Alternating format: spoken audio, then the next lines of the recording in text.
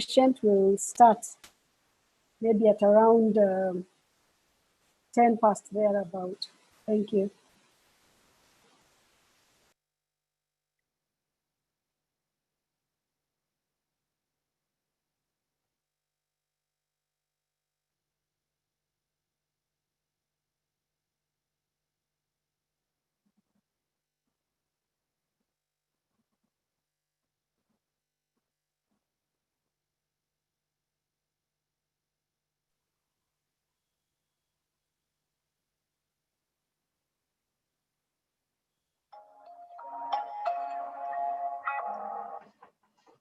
হ্যাঁ বল কি করছিস? হ্যাঁ কোথায় লেট হয়েছিস? কোথায় রান করলি আজ? সকাল সকাল রান করেছিস? কত কত কিলোমিটার?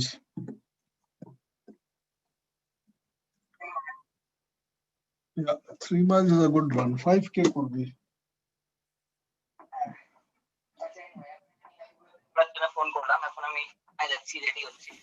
তোর কিছু টাকা পয়সা চাই? Should I send you some money? Debashish, please mute. Sorry.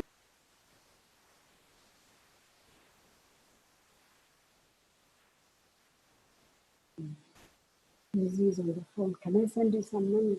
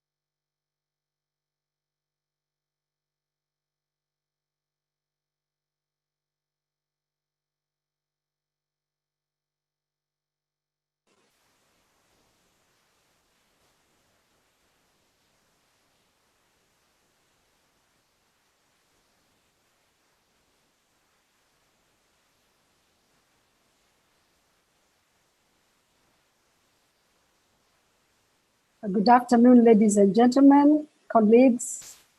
Welcome to our second session of the webinar on rethinking public transport. For those that were not with us yesterday, we had a great session looking at the regulatory framework, introducing some of the options that countries have to engage with bus operators. We had a very inspiring and insightful presentation from Ria Vaya in Johannesburg.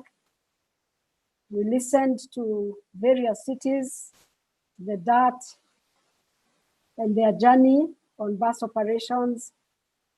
We also listened to Walter Hook present to us a guidebook on bus operations, and the link to that guidebook will be given to us again today. It addresses a lot of the concerns that many of us have as we engage and embark on this very exciting journey. This afternoon, we have a lot lined up for us, and would like to thank all the panelists who have logged in. We are now going to turn and look at the bus operations side, the private sector, and some of the engagements that are happening in that space. We'll have Emi Gweta of ITDP take us through the session, how to form modern bus companies. And she will take us through the panelists, because these are people who are practitioners in the field. We've moved from the conceptual framework to a point where we can begin looking at how bus operations are happening in different parts of the world. As more people log in, I think in the interest of time, I'd like to hand over to Emi to take us through this session, after which we are going to have a breakout session. We'll have two options. You can either listen in on financing high quality accessible public transport vehicles, or the second breakout session on bus reform and the COVID-19 responses. We'll get further guidance on that. It is going to be an interesting, exciting afternoon. Please gear up so that we may engage together. UN Habitat and ITDP are the main sponsors, as you can see on your screen. And we are grateful also to the Federal Ministry for Environment, Nature Conservation and Nuclear Safety. That's the German ministry, popularly known as BNZ. So I'm handing over to my colleague, Emi, who will take us through the first session, and then we'll continue with further guidance. As usual, if you're not presenting, kindly mute your microphone. Also mute your video so that we have a high quality of presentation. So welcome, Emi, and welcome participants to this afternoon. Thank you. Thank you so much, Rahab. It's a real pleasure and privilege to be here with everyone today. I would like to encourage the panelists to turn on their videos if they can, so we can see them. And just to give a brief introduction, I'm with ITDP. I'm based in New York. So it's a real honor to be here talking to the esteemed panelists we have. These are people who have a deep expertise in the industry. And if we're talking about rethinking public transport, we have to be talking to the industry. We have to know what's happening on the ground. The industry right now is the primary provider for public transport. And so it's imperative that we engage with the industry and understand what their challenges are and what the opportunities are. So with that, just to give a brief overview of the panel, we're going to do a quick round robin with the panelists who will briefly introduce themselves and their experience, and then give a kind of a high-level opening remarks about what they see, or what do they think what we need to know about the industry in order to think about transition and transformation.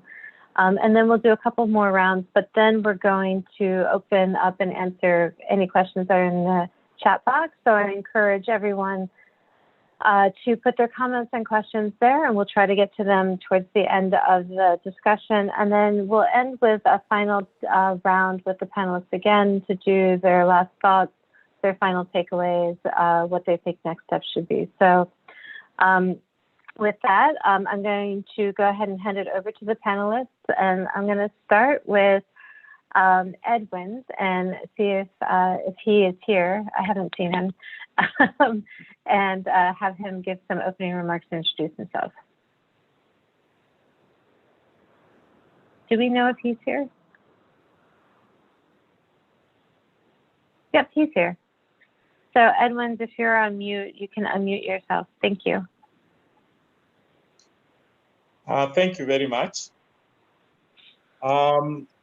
We were going to talk about how to form modern bus companies.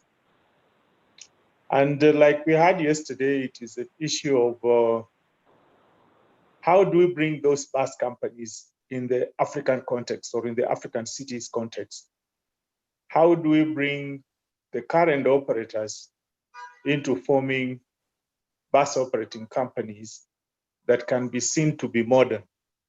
So I'll not look at the modernization of a company from the point of view of a developed country setting, but it will be based on what can we do with our paratransit dominated cities and how do we form those companies.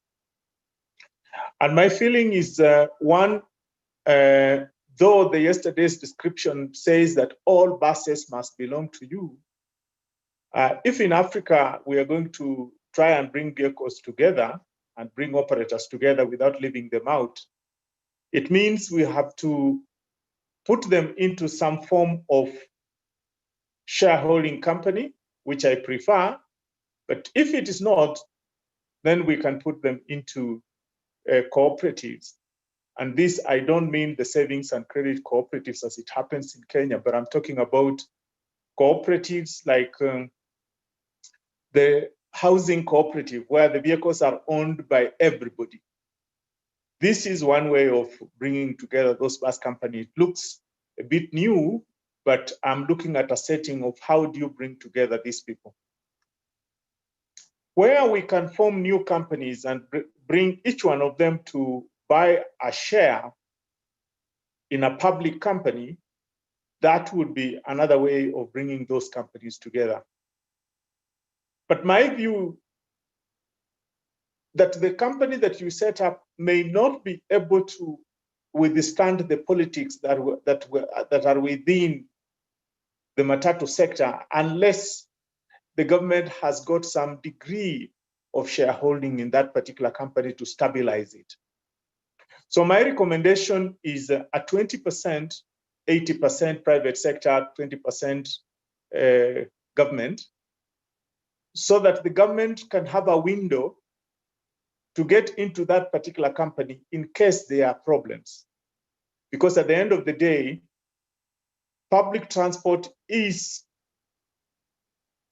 done on behalf of government. If the private sector fails, then the government has got to go back to the drawing board and redo it. So in my view, it will be a public company. That public company should be able to own rolling stock or lease rolling stock from a fleet owning company, which can be a private sector company or can be a government entity that leases the vehicles to the operator. That way, then you are able to come up with something that can fit the African context or the African city context.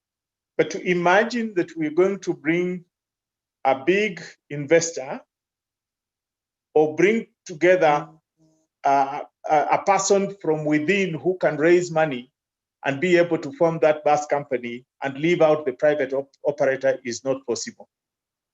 The third thing that I forgot in that shareholding structure is the idea of a strategic partner, so that there is the operator, the current operators, maybe with the biggest share, maybe 80% or 75%, but then bring in a strategic partner also who is able to bring in technology and know-how, because it will be a lie to pretend that the African or the cities we have, other than Nigeria, South Africa, and I can see good attempts in Dar es Salaam, the capacity to run those buses does not exist. And even where you have a place like Dar es Salaam, you'll find that the operator may not be local. So the idea of a strategic partner would be important for us to form those particular companies. I don't know how many minutes I have, but I got an impression it is 5. Guide me, Amy. I think this is a good moment to move to John Mark, and we'll come back, because I think what you laid out was extraordinarily interesting and specific, and you just gave a blueprint for the transition. So that's awesome. But I think it would be interesting to hear from John Mark and understand from the worker perspective, from the drivers and the toots and the conductors, what would make sense for a transition for them. Thank you, Edwin. Thank you. Thank you, Emmy, and thank you, my senior brother, Edwins, for that very wonderful opening remarks. I'm John Mark Mwanika. I work for Amalgamated Transport and General Workers Union in Uganda, based in Kampala. And I also chair the International Transport Workers Federation Urban Transport Committee. I'm glad to be here. Emmy, thank you very much for this. And thank you to the organizers, UITP, ITDP, and then UN Habitat. Yes, first things is that from a worker point of view, we feel there's a yearning need for transformation in the sector. And there is a goodwill among workers. And listening to my senior brother, Enwitz, I think even the owners have some reasonable support for transformation, because we think this is the pathway to a more efficient and sustainable and an effective and affordable public transport system. However, we think that this transformation should be based on a principle of inclusive planning, with women and men working in the current paratransit industry meaningfully engaged in the decision-making. I'm saying meaningfully deliberately, because the engagement or whatever consultations that we have right now are just like for informing the workers or the owners of decisions that have already been taken. That is not consultation. That is just giving out instructions, so to say. So right from when the ideas are being conceptualized, we need these people on the table so that the workers can really be part of the process, because this will go a long way in ensuring mitigating some of the risks to their livelihoods and to ensure a just transition from the informal to the formal kind of employment. And we think that this engagement should start from the beginning of the process, not at the end of the process when a decision has been made. Recently, Amy, I'll inform you that when we were coming out of COVID, we had a lot of engagements because the Minister of Works and Transport in Kampala and KCCA were bringing very drastic reforms. So we had a meeting and they're telling us, these decisions have already been passed by cabinet and so and so. We said, no, why are you bringing us here? This is not a consultation. And as I talk to you, some of those decisions have to be walked back because there is a lot of resistance from the workers. The other thing is that this transformation should be based on informed studies. Right now, as International Transport Workers Federations, we're doing our best to do what we call labor impact assessments. We've done for Nairobi, we've done for Kampala, we've done for Dhaka. Actually, after this call, I'm joining the Dhaka discussion where we're going to discuss the report for Dhaka. Because what we are realizing is that these studies help us to gain a very good understanding of the informal public transport systems and the impact that the bus modernization can have or will have on the current workforce. And it goes a long way to address some of the work-related issues and employment issues. It goes to help us plan for employment plans. It can even help us to understand the number of jobs, the category of jobs that we currently have in the systems. So it is very good to have these studies. Then the other thing I've had my brother, senior brother Edwin's referred to operator. We think that the manner in which the term operator is currently widely disused to describe the industry is not helpful for the transformation, because it doesn't distinguish between the worker and the owner.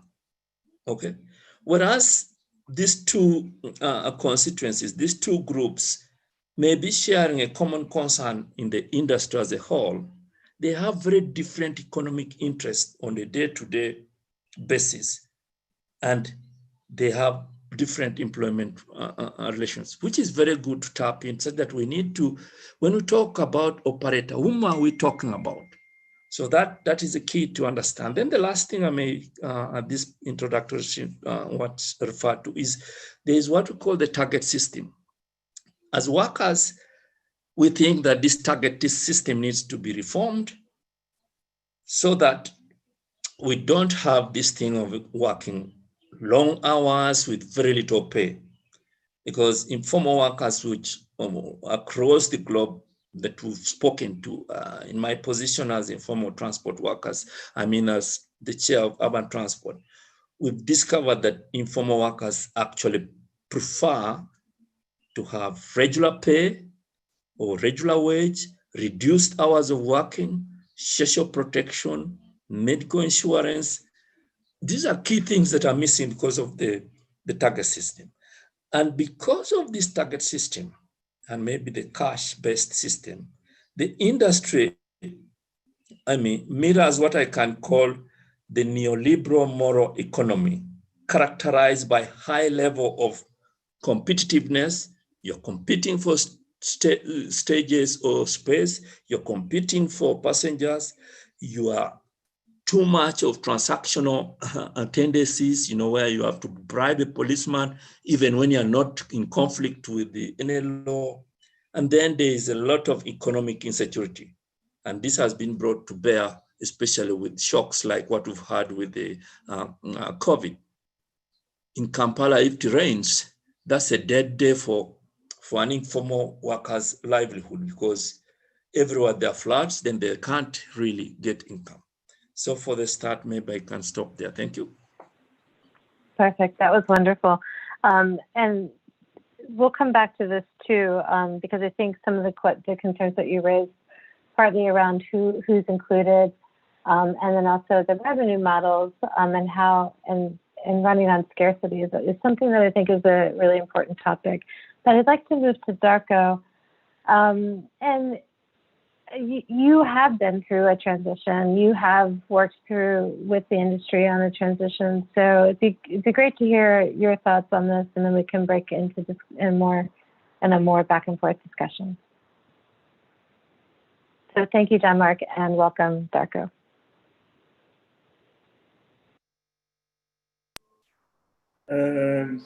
Good afternoon or good morning, depending on where everybody is. Thanks, Amy. Although, Amy, I'm not hearing you 100%, but I think I got the gist of it. I did hear, however, Edwin and John very well. My name is Darko Skrbinsek. I'm a consulting engineer and planner in a field of transportation and specifically public transport. And for the last 15 years, we have been intimately involved in a so-called or so intended transformation of the informal or paratransit industry in South Africa. And I think Edwin and John referred to several aspects of these transformation efforts. And I must just say it's just based on their inputs. We must first say that it's an extremely complex process. It is not transportation related, it's a socio-economic, it's a socio-political transformation process. And we have multiple stakeholders from the highest levels of government down to operators, unions, basically almost all the levels of society are involved in one way or another. Okay, so it's extremely difficult to deal with. I think Edwin referred to certain, I would say, business models that could be considered in this transformation. Yes, he is right. It's possibility of forming companies or cooperatives, but there are pros and cons of different approaches, and obviously could be also dependent on countries or regions and local regulations, local acts, local legislation. So maybe just my experience based on the last 15 years working in this is that I think the first major challenge that we have is in the government side, on the public sector side. They seem to be, at least in South Africa, confused how to make a decision, how to deal with public transport. On one side, I think they are in a comfort zone because they have this broad-based paratransit or informal public transport that actually do the job. Okay, so they do provide a service which, regardless of the level of service, it's working. Okay, they do transport people from point A to point B, and people in fact use the service. So that's the bottom line. So there's no issue of lacking a service, and that's where they find themselves. Public sector find themselves in a comfort zone. Okay, so any transformation almost means that some kind of a financial inputs, or call it subsidy, would be required from the government, and that's where one of the major challenges are. By the way, we as a consultants for the last year and a half, and we are still in the heart of that process, we are developing the first public transport subsidy policy for South Africa. And that is probably or likely to be probably first in Africa, and it's going to be extremely interesting to see what comes out of that. But the first reactions of the stakeholders, it involves everybody basically as a stakeholders, everybody from the public sector, everybody from the private sector, and one can already sense the different interests from the different sectors of the society. Okay. So it is extremely challenging process. Maybe just to say, the first transformation effort that was done in Johannesburg, where ITDP was also a little bit involved, and they are quite familiar with that process in Johannesburg, making the first BRT company. I can easily say that on the paper, it sounds as a perfect model how this could be done. But the practical outcome of that is not so perfect because of many challenges. And one can go into details of that.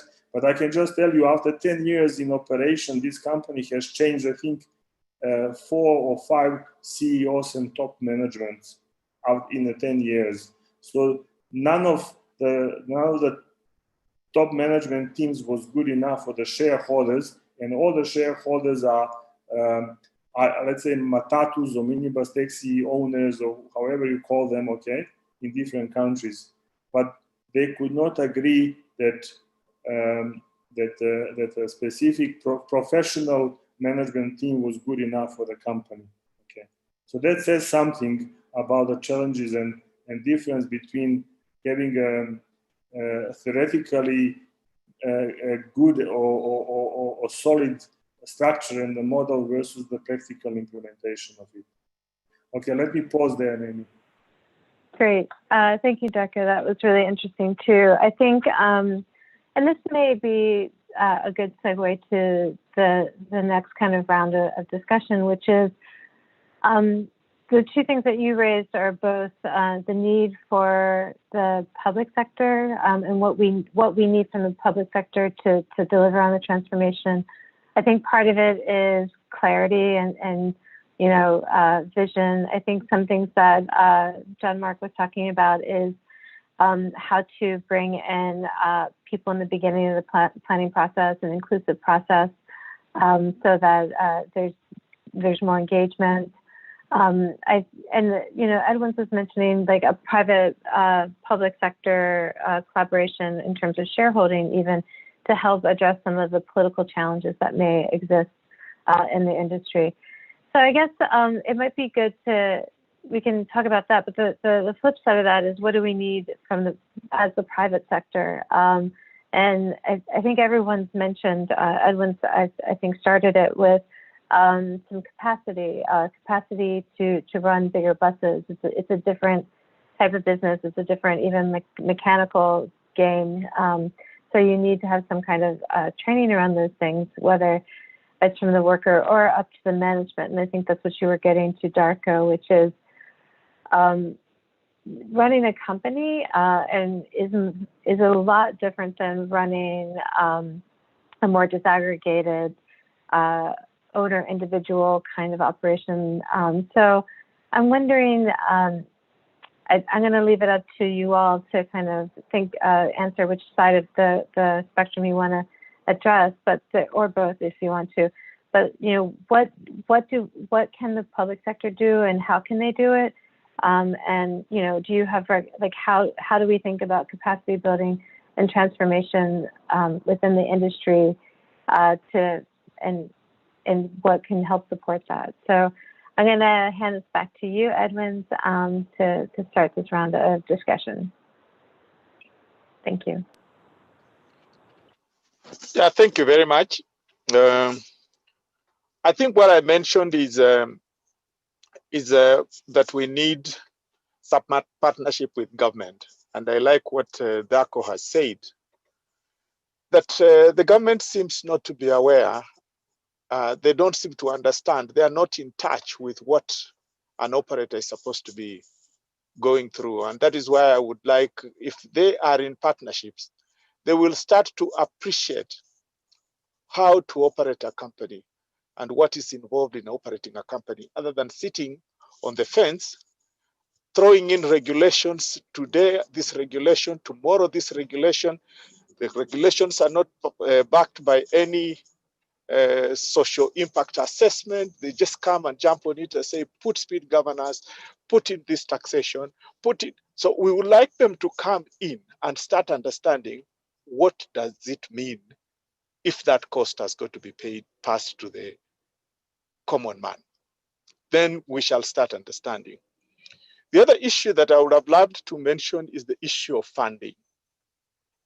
It is not known to government that the money that goes into putting up a bus company is very expensive. And it would be good for them to come in and understand that purchasing a fleet, being able to run it with the proper labor laws, as my colleague was talking about, if you have to meet all the cost of employment, how does it look like? And sometimes when you hear them saying, private sector has increased fares, you are overcharging, they need to come in so that we are able to work together to understand how everything is.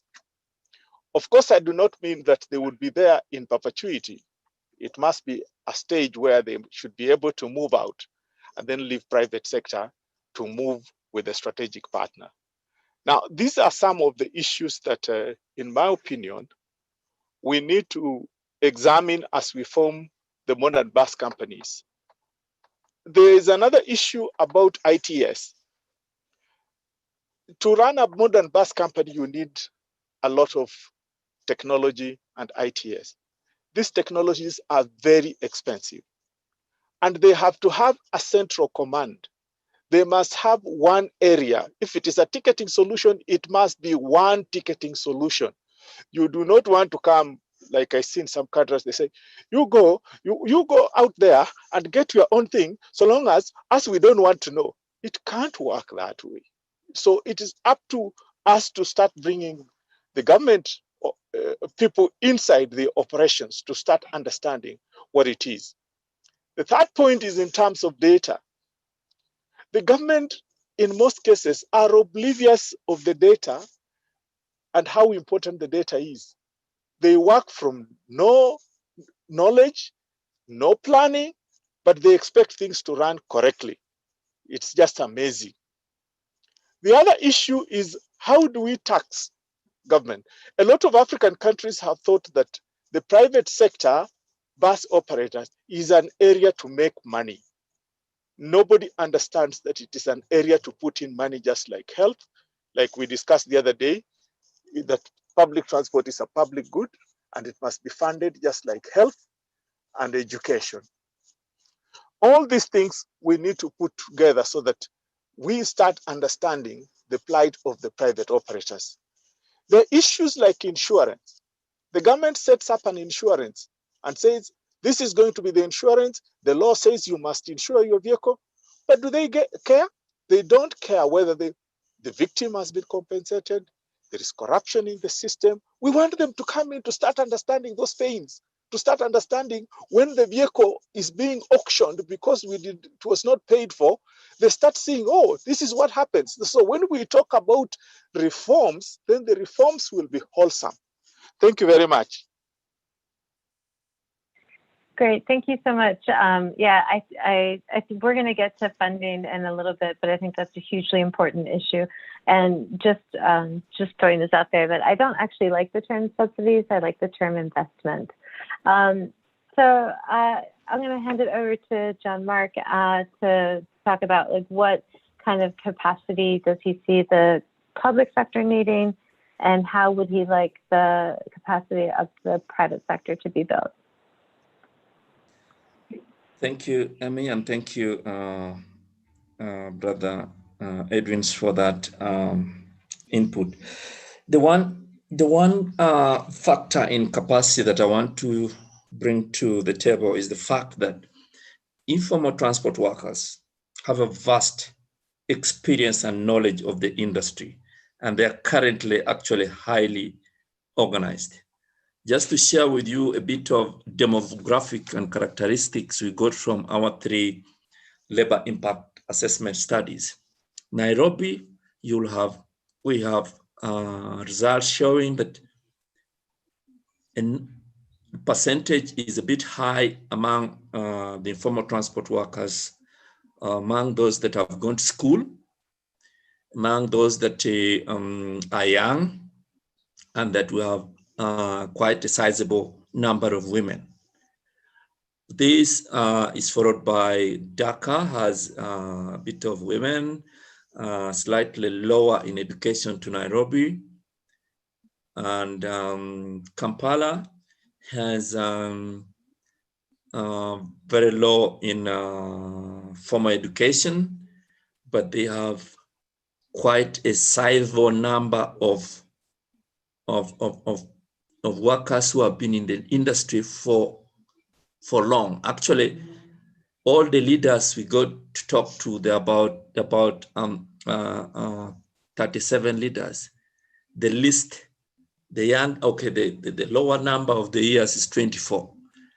So 24 and above years in the transport, that's a big number of years in an industry.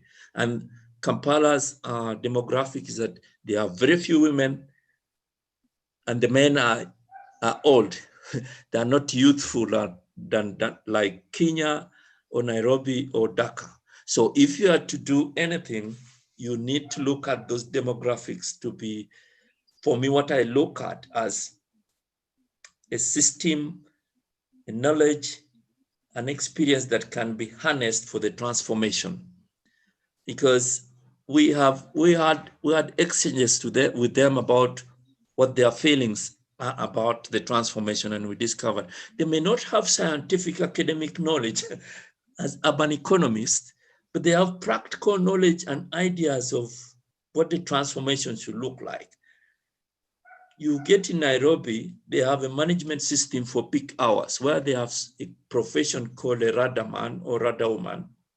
These are people who are stationed in hotspots for traffic, hotspots for where policemen, notorious policemen could be positioned. And they have a mobile phone. They call the driver that please avoid here because of A, B, C, D. Now, that is a system that you can tap into the IT that senior Edwin is referring to for management of traffic. They have experience on how passengers move, what passengers' needs are, and they also have some information on what dedicated lanes can bring onto the table. May not be scientific, may not be academic, but very good to build on for the transformation. And then they have a basic organized dynamic system. For Kampala, we have what we call a stage-based system that can be built on to be a route-based management system. In Kenya, we have the SACCO systems. So what we need to do is this offer, like Edwin has said, this cooperative system would offer an alternative model. But you see, not the cooperative the way it is structured right now. So we need to build their capacity to be able to effectively manage a reliable public transport. So what are we thinking? The transformation should work towards improving the current circles and associations to be compliant within the urban transport dynamics, and two, to make them more democratic and representative.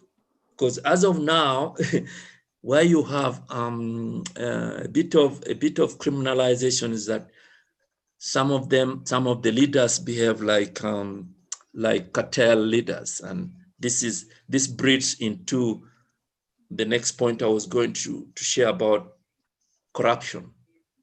Because they are not democratic, they are not very representative. Sometimes governments and city authorities, what have done, they have just disbanded some of these associations or circles, okay, leaving an organizational vacuum that the city authorities themselves and governments cannot fill from the top to down. So what do we have? We have what we can call maybe a poorly represented workforce or poorly represented owners to sometimes no representation at all, which is dangerous for the transformation.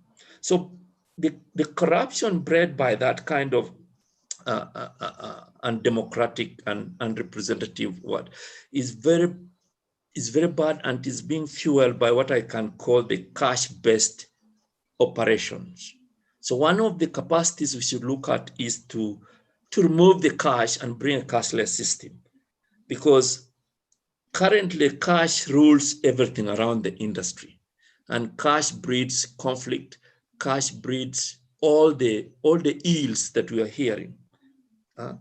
And because of that, we are having what we can call individual rights, where we have people growing to be bigger than themselves, than the associations and the rest. We have self-interest and short-termism that is characterized in the industry, which is not very helpful, especially if we want to move the process. So the cashless system is one area we need to look at, how to build the capacities of the current operations to get into the cashless system, and to go a long way in addressing some of these root causes of conflicts and corruption within the sector. Thank you, Emmy. Thank you, John Mark. That was really interesting. I do think talking about looking at the demographics and even using the labor impact assessments that you're talking about speaks to Edwin's point about the need for data to help understand what the situation is and to help with decision making.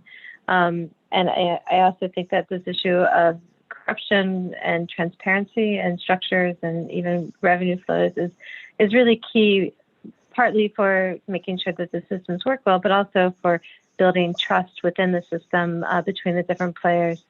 Darko, I wanted to go to you next, and you've had experience building capacity within the industry, and so it'd be interesting to hear and also working with the public sector too. So hear your thoughts on this as well. Thank you, everyone. Thank you, Darko. Thanks, Amy. Maybe just some few notes to John specifically. When it comes to drivers and employees of the paratransit industry, right now I'm actually, as we speak, I'm in the city of Rustenburg, which is about 600, 700,000 big city in South Africa. So it's not like a major city, but they are also trying to implement a new public transport system, and we are basically trying to assist the paratransit industry how to transform. One of the aspects on transformation is how to deal with the current employees in the paratransit. And we are, as we speak, actually these days, including today, we are discussing with the industry stakeholders how the challenges in that regard. We figured out that 50%, up to 50% of the drivers in a paratransit industry in South Africa or now in this city have a certain challenging background in terms of the criminal history. Okay. Now, if you look at the formal companies, conventionally in the labor legislation in South Africa, it is allowed that a company could refuse the employment of any candidate who had a not clean background assessment. So that is a challenge on its own. I'm not saying that we cannot deal with that challenge fully, but I'm saying it's a challenge. So if you want to create a new modern company and you would like to, let's say, have a proper organization and you include the major workforce in a public transport operating companies as drivers, so in other words, probably 70% of the employees are drivers. And if you take them from the paratransit industry and don't take into consideration their backgrounds, you end up with the problems in a modern company. And that's exactly what has happened in the Johannesburg, in a company where they, after 3 years or so, they had to dismiss 180 drivers because of their so-called misbehavior. So it's a huge challenge. As I'm saying, I'm not criticizing neither side, but I'm saying is socially we need to be aware that it's not easy to do transformation, and that is basically the bottom line. It's a political question to great degree, okay? And for people to lose jobs, it's a political issue. And currently, that's why I'm saying the public sector enjoys the comfort of the paratransit sector, where the paratransit sector actually deals with all these challenges and provides a service, but the public sector does not necessarily recognize those challenges properly, and they just see that the service is provided. And then basically when they start criticizing paratransit sector, they criticize them only from a certain perspective, not understanding the full depth of the paratransit sector, which Edwin also was talking about. So there is a lot of challenges. In most cases, paratransit sector is not at the level of a technology that is we are looking at. We are seeing in a developing world in public transport companies and ITS systems, etc., etc. So yes, you have to take then professional teams on board, which is also not easy, which costs lots of money. So as I'm saying, is the whole transformation is extremely challenging, and it's not an easy thing to do. Okay, so yeah, I think it's a very it could be and it should be very in-depth discussion, and it's obviously this type of events and conferences do not allow to go so much into depth of that. But as I'm saying, it's extremely challenging process. Thanks, Amy. Thanks, Darko. That wasn't quite uplifting, but I think it's real, and something to think about is, you know, there are political questions. Like, this is a political process. It's not a technical process, and it's a process also around change management. And you have to invest in the process, not just even invest in public transport, but you have to invest in the process. And I think that's a really important point. I'm going to switch over to the chat box because we have a couple of questions. I'm going to read the 3 that we have in right now, and then you all can answer which ones you feel most comfortable with. So Teddy rights, and Kenya, I'm going to mess up names, in Kenya when the Michuki rules were gazetted back in 2004, to commuters, it was a positive step. However, the Matatu owners, operators, and the MOA opposed the rules. There was a perception that the rules were quite costly for owners and operators. The Matatus are required to be registered into SACCOs and registered into specific routes. Are there any models that can be more readily accessible? And one thing I just wanted to also throw in here as part of that question is we talk about how the private sector has taken on the burden of delivering a public good for the public sector, right? So this public good, this public transportation has been taken on by the private sector, and often at very thin margins, really terrible working conditions, with no social safety nets for the employees. So there's a lot of things that it's working, but it's at the expense of somebody. And so some of it is the workers, but some of it's also the commuters. And understanding that, you have the war of the penny, you have overcrowding, overloading, post-COVID, what is this going to look like?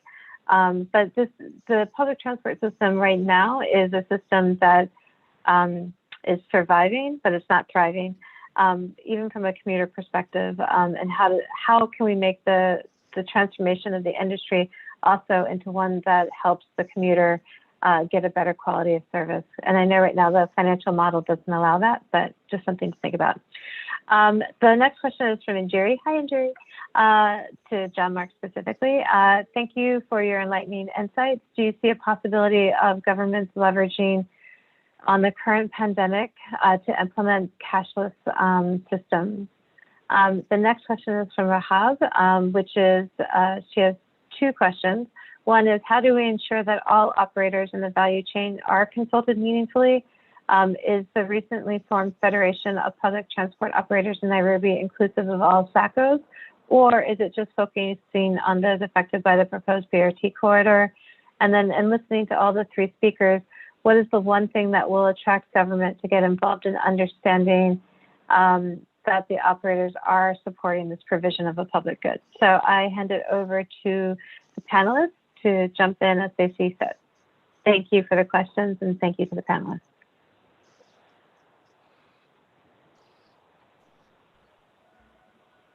So who? Okay. Oops. We can go in the same order if you want. Edwin, if you'd like to start, and then we'll go to John Mark, and then we'll close with finish with Darko. Yeah, I think I'll start from Rehab's question, which is how do you ensure that all stakeholders are engaged? I think what we need to do is, first of all, to go out and do a stakeholder mapping, which will tell us that we have investors in the industry. Then we have the top layer management for purposes of Kenya, the SACCOs and the companies that are there. Then you will find in Kenya it is even worse, because then there is another association on top. So we will need to scale all those people together and see how we are able to get all the stakeholders. Then when we go down, we will find the workers. And the workers, they are the actual workers employed by the operators, who are the drivers and conductors.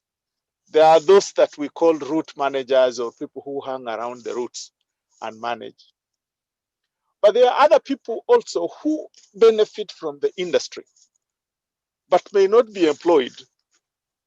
These people have got to be considered as part of the system, because they need to be told how they will fit into the system. Because in organized bus operation, they can fit somewhere, because the employment, when you come to shifts and all that, you'll be able to take care of that. That will remove what my colleague John Mark is talking about. Some people feeling like workers. In fact, I have been in some meetings where they said, why do we want your trade unions here? We don't need trade unions here. They should not be involved in this. And it takes time to tell them that the staff in the industry are participants.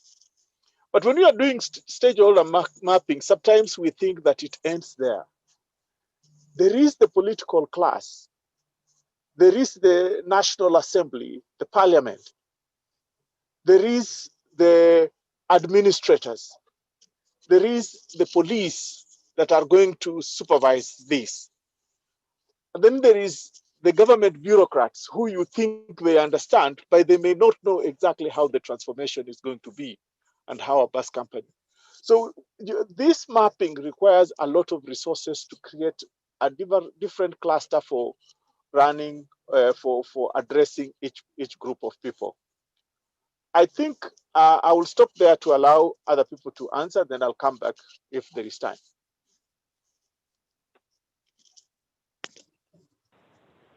That was great. I think this idea of outreach also to other agencies and public officials is really important. So I'm glad that you raised that.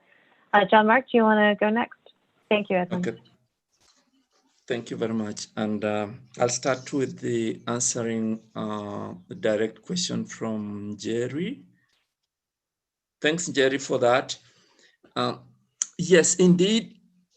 COVID, for example, right now would be a very good incentive for governments to leverage in the sector to get cash out of the system into the cashless, because as we know, cash, notes, coins are also documented as ways that COVID can be spread. So indeed it can be, but do governments have the motivation to do that? No, they don't. So we think that the associations, the unions, and the owners need to take the initiative to be seen to be relevant to the passengers, to their customers, because then the customers will start looking at them as taking care of them to be safe as they offer the service. We are doing that right now in Kampala. We have border riders. We are developing applications that are linked, because Jerry, as I speak to you, apart from transport, we have almost every other services that we are consuming as a public on cashless system. We're paying for bills, we're paying for what, we're transacting with our bank accounts, everything is cashless we're doing, but we cannot do cashless in the transport system. Why? Because the current workers, because when we're starting this discussion, actually in Nairobi, our two unions, Puton and the Tau, were trying to start, but they're having resistance by the conductors, because right now the structure is that the conductor receives the money cash from the passenger, and then he hands over, or she hands over to the driver. So they thought their jobs are being removed, or the cashless system was going to remove their jobs.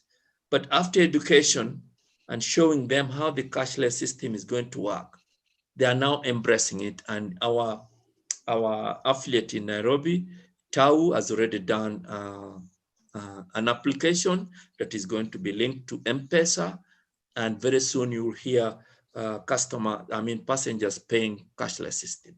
Government will only come in to do the legal framework. That's the only way they'll come in. As of now, I think personally, I would have thought government should embrace this and support the owners, support the workers to initiate these cashless systems and go cashless. And this also links to what Comrade Rajab was talking about, that what will attract government. There's nothing that will attract government, because governments have abdicated their roles in providing a service. You see, for us who are pushing for transport to be a service, to be looked at as a service, just like it is providing health, it is providing school, that's the same kind of approach. And therefore, we think that the only thing we can do is not attract, but push government to do it is wrong, just like Edwin has said. So the constituency that we're thinking that is key in all this discussion that sometimes is missing is the riders, the passengers. We need the passengers to be organized into consumer associations and be a very strong key stakeholder in this, and governments will be pushed to do the right, rightful obligations that governments are supposed to be doing. Thank you. Thank you, Jean-Marc. I think that's also really interesting. I do agree that the riders are a key stakeholder and should be part of what Edwin's talking about with that broader stakeholder mapping. I think organizing, we've seen that around the world, that when people are organizing, that they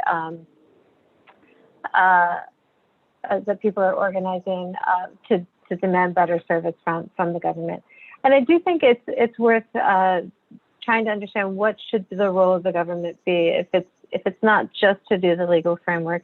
And I think this idea of moving technology, something that's coordinated, something that, you know, all of the things talk to each other, all of the fair systems are talking to each other, so that you have some coordination. I think that's one role. I think setting vision and direction is also another role of the government. But I think the idea is that there seems to be a lack of the government role right now. And I think institutions like NMATA and DART are beginning to change that. You know, they're setting up real institutions to address that, but really understanding the role of government.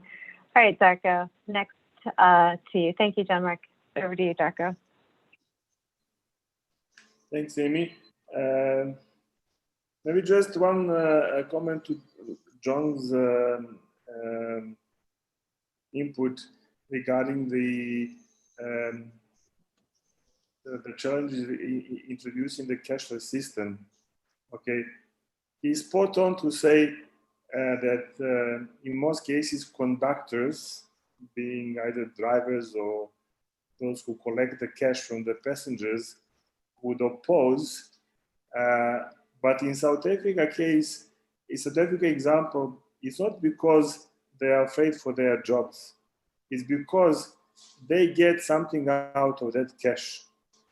So in other words, the owner of the vehicle, the business model that is applicable in the paratransit industry in South Africa is that the owner agrees with the driver how much money daily he must bring to the owner. So if that minimum amount driver secures, the rest of the day he works for himself. So the cash flow basically guarantees him some money. If there is a cashless system, the driver will work only purely for the wage.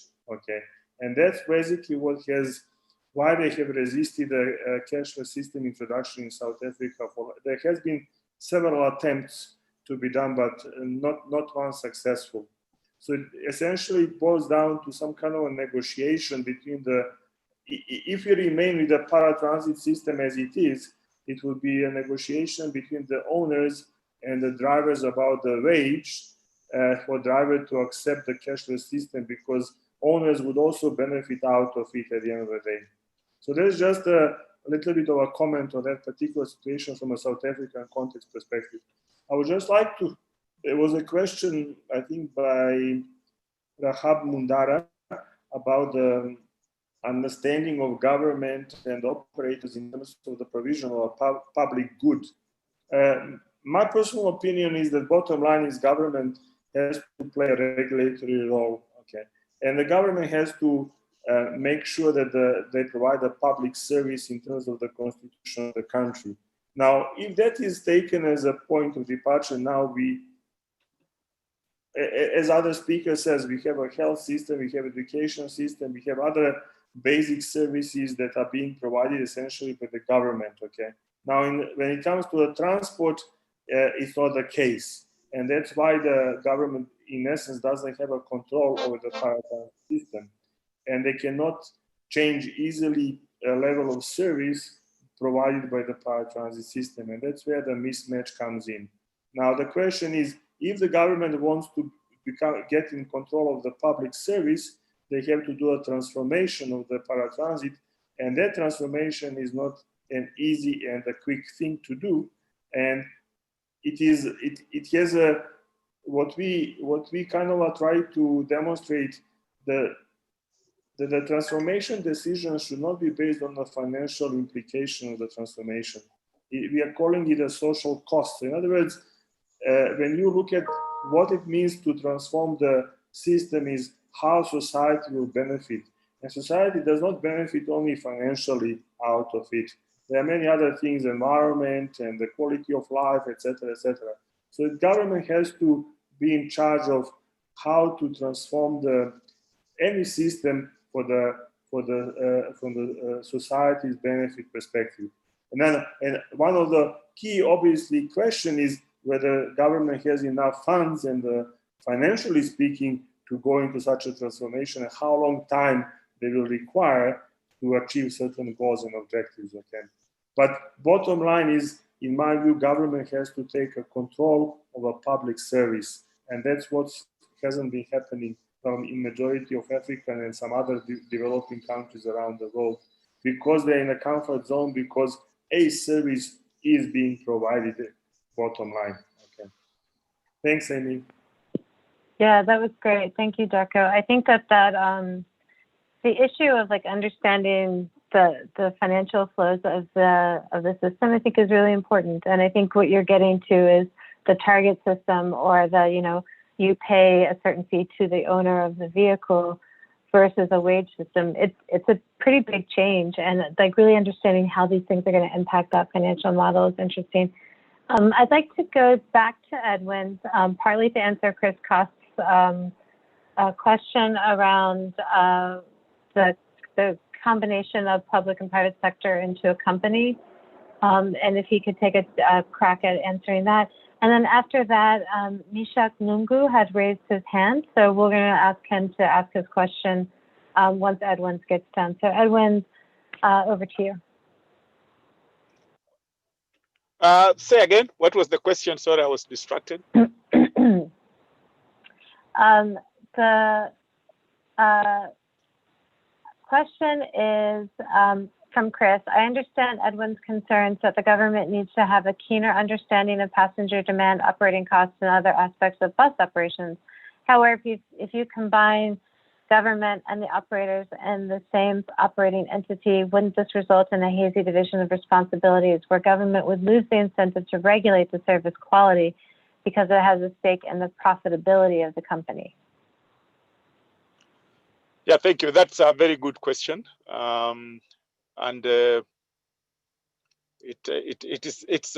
It's genuine. I think there's a genuine concern. But my thinking is that the government will not be in perpetuity. The government will be in to start understanding what it is. But already the government does the same, especially for the case of Kenya. You have now they're getting into the commuter rail. They are the regulators. They are the policymakers of rail. They are the operators. How do you ask that? How do you take that one? They are coming to compete in the same space, but on that side, they're using government funding, and they're even going to subsidize the cost of operation, because we know that those DMUs, if they are charged that like the way we do to pay the cost of the bus from the fare box, it will not sustain. So they are going to use government money. Already we know they're using a lot of money on the SGR to subsidize the passenger. So that is what I could tell you, that it's an argument that looks very good, but it's not true. If you want to do the same, sometimes it is difficult unless the government comes in to understand. Fine. If the government is ready to put aside money to put in, and it's ready to subsidize the industry, that is well and good. But then they'll have to sit down and come and understand how the operation is done, without sitting back and saying it is us versus them, those criminals in the paratransit and us, the holy people, on one side. But forgetting, like John Mark said, that the center here is the passenger. The commuter is the person that we should be looking at. How does that commuter benefit? That's the key thing. Yes, I agree, Amy, it is true. There can be a conflict, but I know that where the system has worked well, PPPs have taken place. There is no way you can now say that PPPs are not a model that can be adopted. Thank you. Great. Thank you so much, Edwin, for that answer. And now I'd like to pass the mic to Mr. Mishek Lungo to ask his question or give his comments.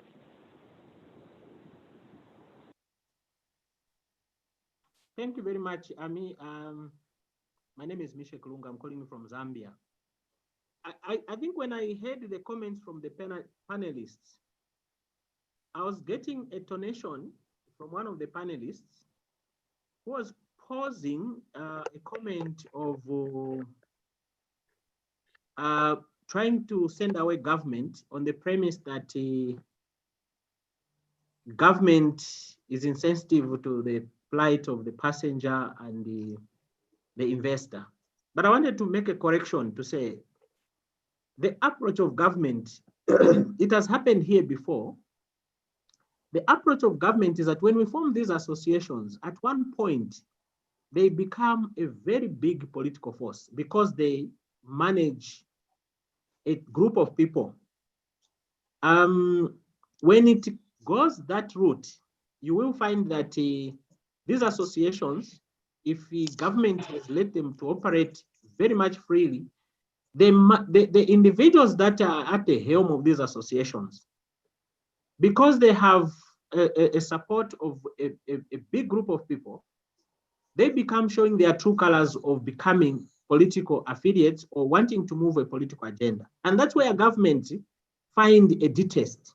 And so you find that in most governments, they are not very keen to grow a monster that will become a political wing or a passenger wing or a public wing that starts singing political connotations. So we need to balance the two. If we have these associations, we need to put in regulations that are made in such a way that if those on the helm of the association, they have a term limit to serve. Because some of these associations, the people that serve on these associations, they are like forever leaders because they initiated the association. They don't want to leave. They just change names. Today you are the secretary, tomorrow it's another secretary. So it becomes a cartel of a few individuals.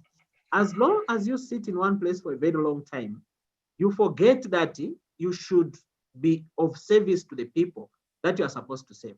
There's no government that is going to work against its own people because government is supposed to serve. So if government is to serve, the people that we delegate the function of creating groups, creating associations, should be alive to the fact that their policies and their decisions should not be at variance with government design. I know there are no every associations that will be so smooth with government because at one point you find differences. But if you put in a system that even those that are in these associations are not staying there forever, then there is room that new leadership comes in, which will look at things totally different. But if you look at some associations that we've interacted with, the formative part was so distant to government, and government just met them when they came to register the association at a registrar of societies. At that point, it's an association, it has a legal mandate, and it runs. So you find that now the individuals inside it start growing with seeing new opportunities that using this association, they should become political leaders or they should influence political decisions. And that's why you find the friction with government. So we need to agree that in as much as the investor is a good player to come on board, but the associations also should be used for the purpose, for the benefit of the traveling public. I think, let me end here because I noticed one of our panelists was trying to send a negative connotation He may have his own experience of different governments, but I think we need to be alive that governments will always have politicians, and politicians will always have a way of getting us who want to service or getting you who want to serve the public frustrated, and provided you don't cross their paths, they'll keep you well. But if you frustrate their paths, even the beautiful thing like having a modernized system of transportation will get frustrated. So I want to support that the agenda of transformation, rethinking the public transport is very good. And at Zambia, we are very keen. And I want to thank Caroline for giving me an invitation. And I've invited a lot of my other colleagues. They are part of the meeting, listening to this. And I can see our colleagues in East Africa have really moved, and we admire to see how far they have gone. But for us, this workshop is giving us lessons learned that when we start our process, we should at least have minimal effects that our people, that our colleagues that have done it, we should learn from them and try to do something that will be much better. Thank you very much. Amy, can I jump in? Yes, go for it. Yes, I think I agree with the speaker. He's got a very good point. The tendency of associations having people who live forever and becomes political and sometimes become part of the cartel is one thing that as we rethink public transport, we have to remove. I'll make two scenarios. One, I don't know if anybody has known how the Confederation of Public Transport of UK works.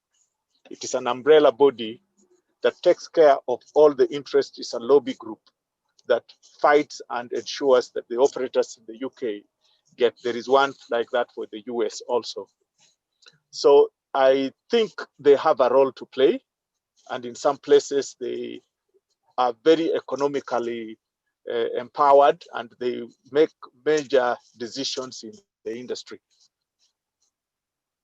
The associations that have become powerful and are having political clout have been allowed to do that by government, because government is the one that registers those societies. We have in Kenya, for example, the Kenya Private Sector Alliance. It's a lobby group for private sector, an umbrella body. But you cannot be a chairman for more than 2 terms of 2 years. That way, then you ensure that that happens. So the government that is still the regulator of those societies cannot run away and say we are creating monsters in the industry when we have a chance to register associations that have got a model or sample constitution that must be agreed to, so that you don't create those people in perpetuity. Yes, the positions are elective, but they must be having a system where, even in some countries, they're saying now a president cannot be there for more than 2 terms. And I think we need to embrace that so that we do not create that kind of monopoly. But lobbying and advocacy, I think we have to allow them to continue lobbying and advocating. Thank you.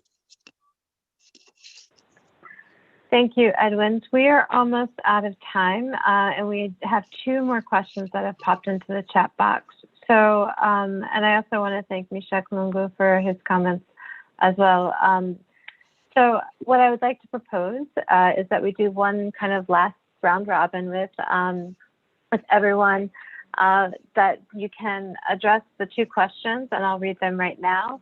From Carol, she asks, hi, Edwin and John Mark, what lessons can we learn from Rwanda and Dar es Salaam on the transformation process, job losses, profits, quality of service?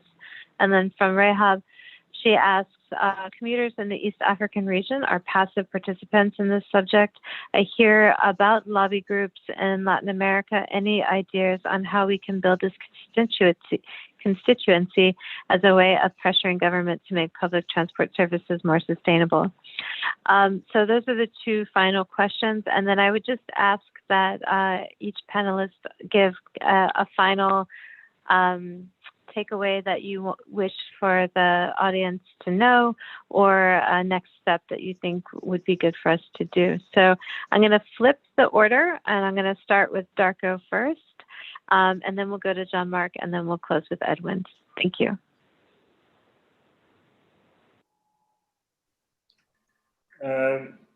Maybe just, okay, although the two questions that you just referred to are more towards Edwin and John and Eastern Africa kind of experience, maybe just to note, in South Africa, 10 years ago when we started this transformation, or 10 or more years ago when we started transformation project, some kind of commuter organizations were active in Johannesburg, but by this time, they pretty much collapsed.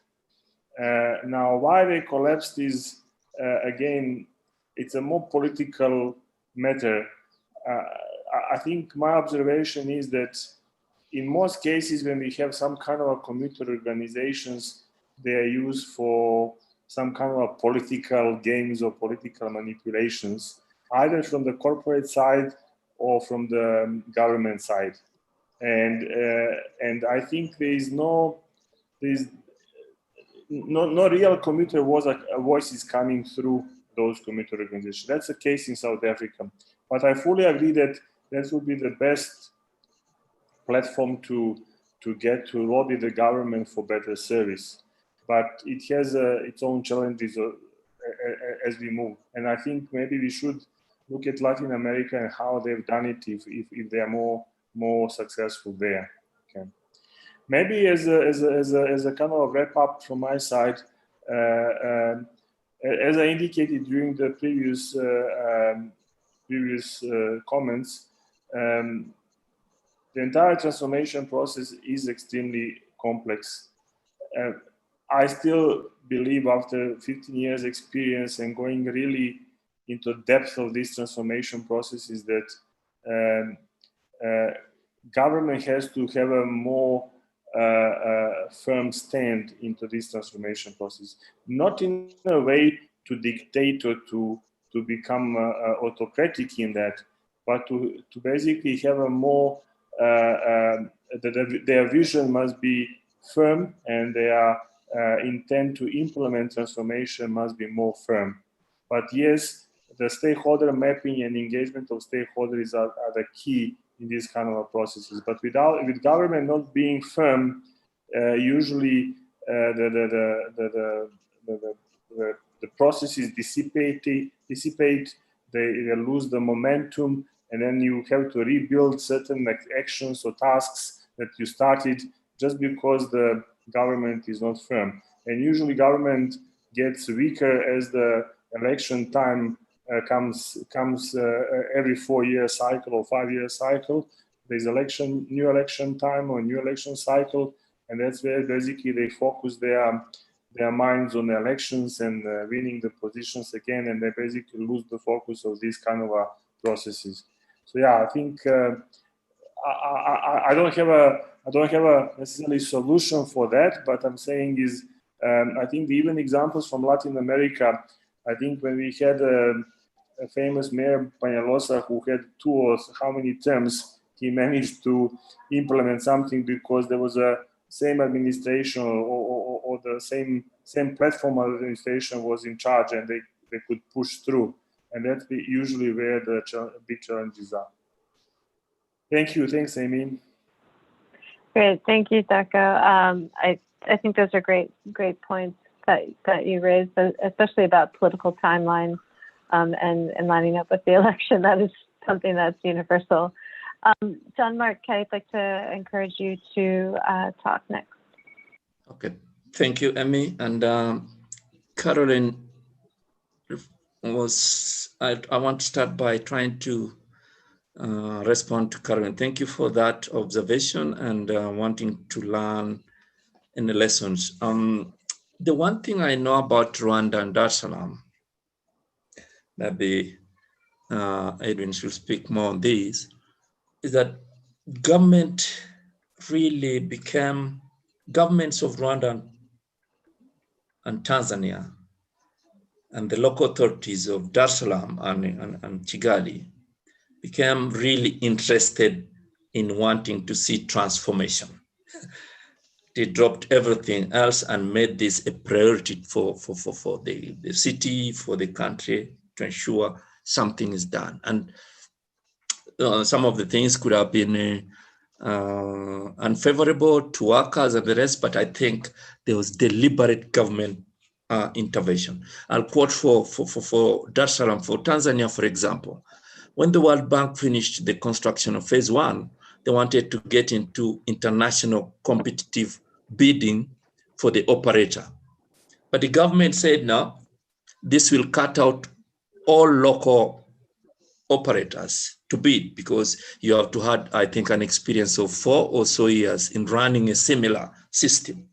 So the government stopped, and they fell out with the World Bank because of that.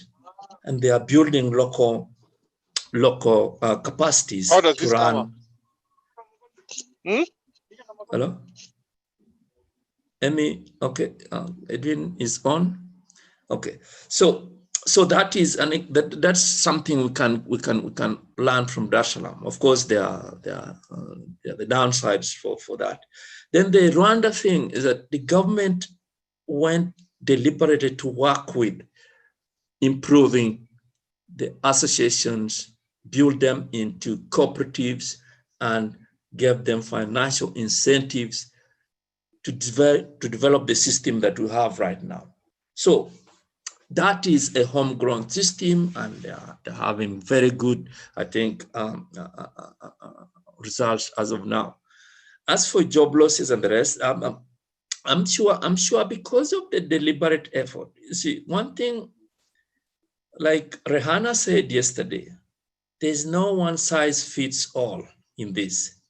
I'll give you an example of Lagos, where the World Bank and government gave a union to run the BRT. But because they didn't have the capacity to run it as a business, they incurred a lot of losses and actually failed to run it. And right now, Lamata is trying to rethink how to build the capacities of the union and get another operator to try and build and run the system. Or maybe have what I think Daco and Edwin referred to, where we have not just one company running everything, but we have bits and bits of companies. One maybe doing the ticketing, one doing the operations, one, that kind of system I think would work. Lastly, I want to say this, that the current paratransit industry across Africa, with my city in Kampala, country in Uganda, Kenya, and wherever, is a magnet for those seeking quick and fast returns due to the relative low capacity outlay, but with a very big potential for guaranteeing profit. So everybody would want to become involved. And that's why you see, like in Uganda here, we have the target system, where a driver, Edwin was referring to it, a driver every day has to give the owner of the vehicle about 80,000 to 100,000 shillings, Ugandan shillings, under the so-called target system. Now, when a driver looks at this, you'll find them trying to struggle to become owners, you see? And as I speak, in Kampala, we are having a growing number of drivers becoming owner drivers. Okay, we're having about 40% of them owning. So how do you treat, they are not owners, they are not now purely just drivers, but they are a new category of owner drivers because of the incentive, I mean, the overly seen cashless, cash-based system. In Kenya, I know the SACCO system is good, but also you find while working with them, the drivers want also to form and register their own SACCOs, because they feel they are being exploited by the SACCO management by the owners, so they want to register their own SACCOs, but they cannot register because the system is corrupt in there. They are not able to go through and register. So this has resulted into what I think Edwin's referred to as criminalizing the industry. And the good guys and good women in the system who are providing a very much needed service are referred to as gangs, as whatever. And this is not very good for the transformation that we need, because the transformation we need needs to be built on trust, mutual understanding, such that these current owners and workers are able to open up and share openly what is on the ground that we can then form policy on for government to implement. But without that, I think we shall run around the circles related to what a colleague referred to as the Michuki rules. Michuki rules were good, but they were not built on trust and understanding by all. So they had to be fought. So that is the thing. And lastly is, like Darko has referred to several times, the change is not easy. The current project-based approach to fixing our public transport issues or nightmares, where we have timeframes, where we have fixed budgets, cannot work. Because then you'll not be able to, this is not a turnkey thing. It is not a turnkey thing. These are things that have been there for ages, more than 3-4 decades. You need to work with these workers, work with these operators for long, for them to see what you are trying to do. And if you are coming with your project-based timeframes, of course, you'll want to deliver for either government or partner, a donor. And if you are looked at as not working within the timeframes, then World Bank falls and goes to the next country. So changing this is not turnkey, and we think that we need a transformational, phased-based approach that can work to change the thinking of the workers and of the operators for us to really get to the desired transformation. Thank you. Thank you, John Mark. I think that the trust is really important. I also think that it's one thing that we've been saying is that we often don't give enough time to the planning process for transformation, and that it may have a larger timeline than the planning and infrastructure development. So, I think the timelines for these things need to be looked at and matched up. Edwin, over to you.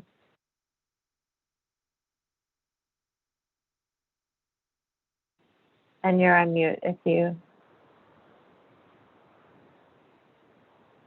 are there. Edwin, are you there? Yes, this is Ephraim Kanake from Kara. Hello? Hi. Hello? Can you hear me? Hi. Yes. Oh, but you can't see me. You can't see me. Can you open for me? No. Okay. So let me wrap up I this cannot session start the really. video.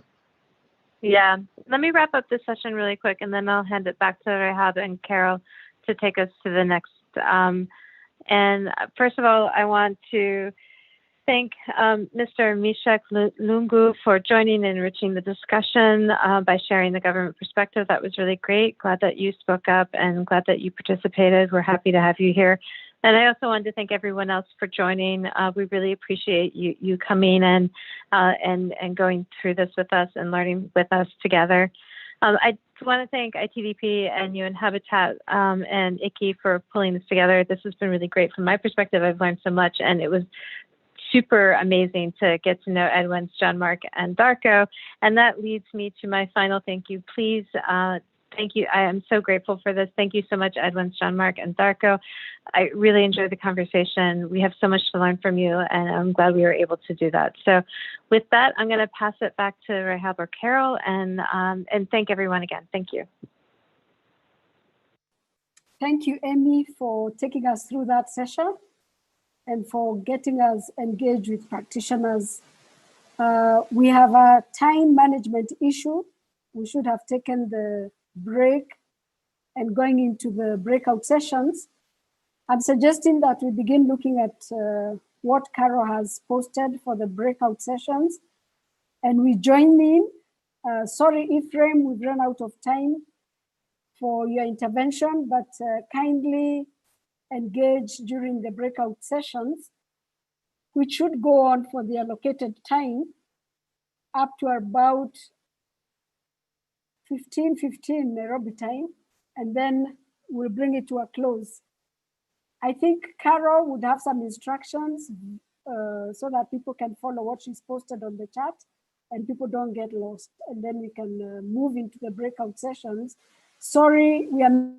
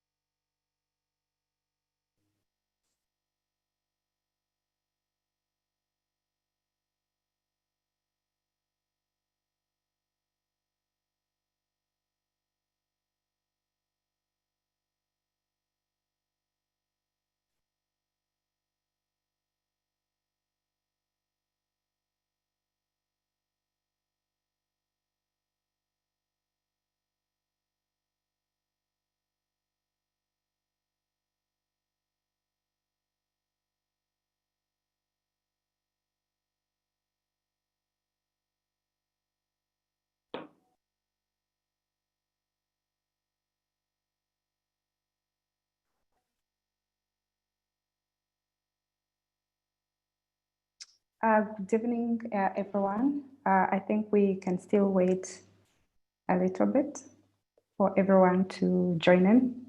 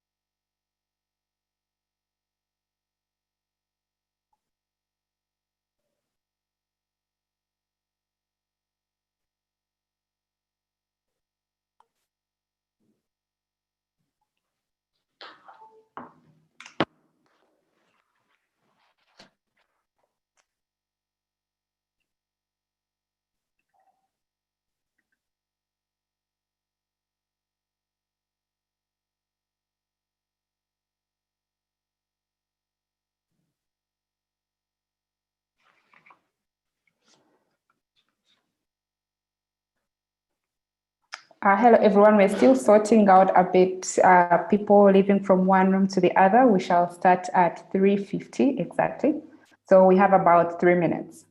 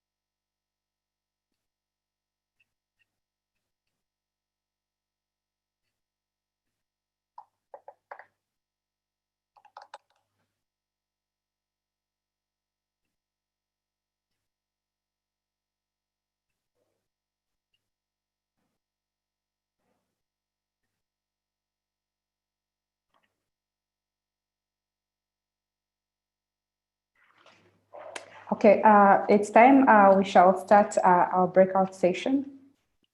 Good evening, or good afternoon, morning, wherever you are. Welcome to the session on financing public transport vehicles and accessibility to the public transport vehicles. I'll quickly introduce myself. My name is Claire Birungi. I'm a transport engineer with ITDP. I'm based in Kampala. So today we have an interesting panel. I'm good to see quite a good number of participants interested in this session. It's going to be an interesting one.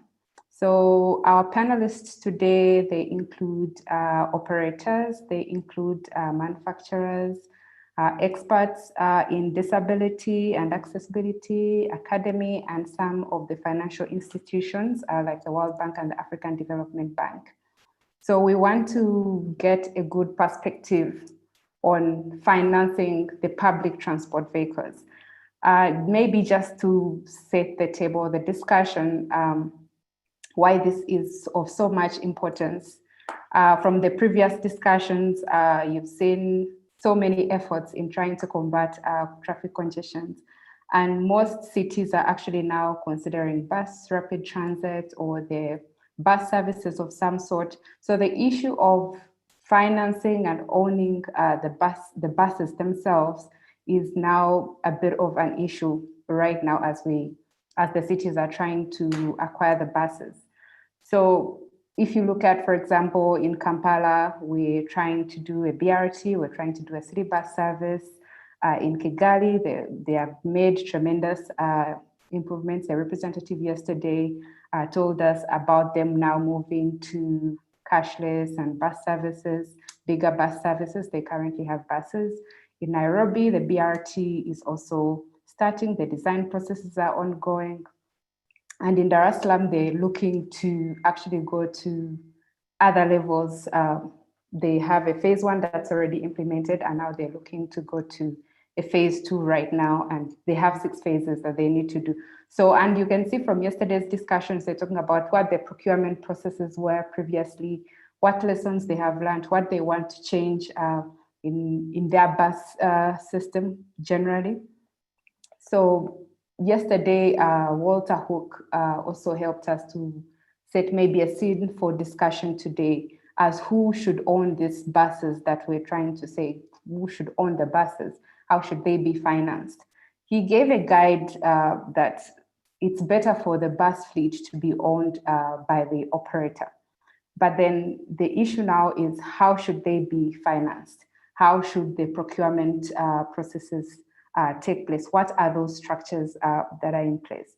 What technologies are we looking at for the buses that we are trying to procure? And what is generally the role of the operator, the manufacturer, the government, the financial institutions? That is a discussion that we intend to uncover during this discussion. You're welcome to be interactive and post your questions in the chat box so we can share with the panelists. Maybe just to start now, let's just invite our panelists to give us more perspective. We can start with Busworld, a representative from Busworld, and you can introduce yourself and you can share your screen and start the presentation. Thank you so much, Claire. I hope you can hear me. Yes, I can. Okay, thank you so much. Thank you so much for the opportunity to be here. Thank you to ITDP. Thank you to UN Habitat. Let me try and see if I can share my screen. I prepared a small presentation for you.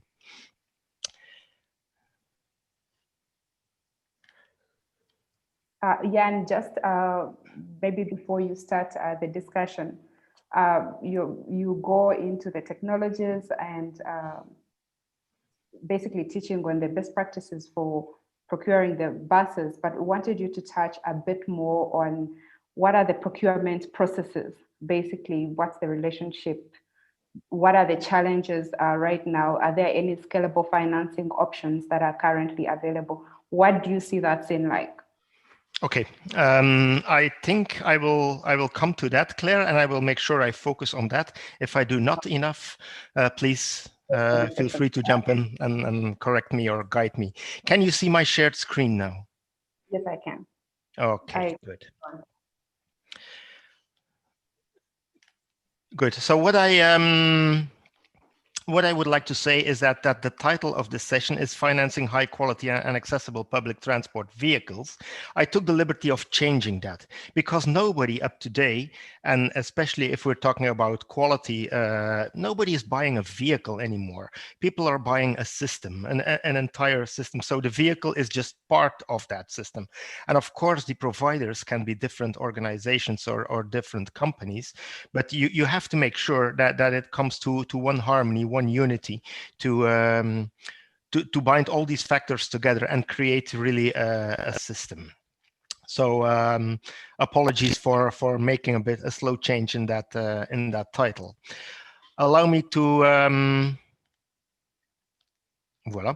Allow me to introduce ourselves very briefly, in case you might not have heard of us. We are the Bus World Foundation. We organize bus and coach trade fairs and exhibitions about all over the world, and we do the same with the conferences and seminars and our consultancy activities. By doing so, we group the 100 biggest bus builders in the world, from Yutong in China to Volvo to Daimler to Marco Polo in Brazil. So we group them, and we also group some and part of the, let's say, the operators and the operators federations, whether they are private or public. So we really try to be the matchmaker in the sector and provide the service that people like by bringing together the stakeholders in this field. As you may see on the map, we do not have a Bus World edition yet in Africa, and we're looking to get one. So it would be very nice to talk to any one of you if you think that a Bus World either exhibition or conference or stakeholders meeting would be interesting. We would be very happy to find a place in Africa and be there present as well. But we're present in Latin America, where we also group the passenger interest groups. I heard in the latest session that there was an interest there as well. So we do not only group the stakeholders in as operators or bus builders, but we also group the passenger side and the multimodal aspects of that. That's a bit who we are. We are a non-commercial foundation. And do anything that is good for the bus and coach sector worldwide. Talking about high quality buses and high quality bus systems, what does that mean? Well, it means the same all over the world. High quality refers to safe buses in all the aspects here.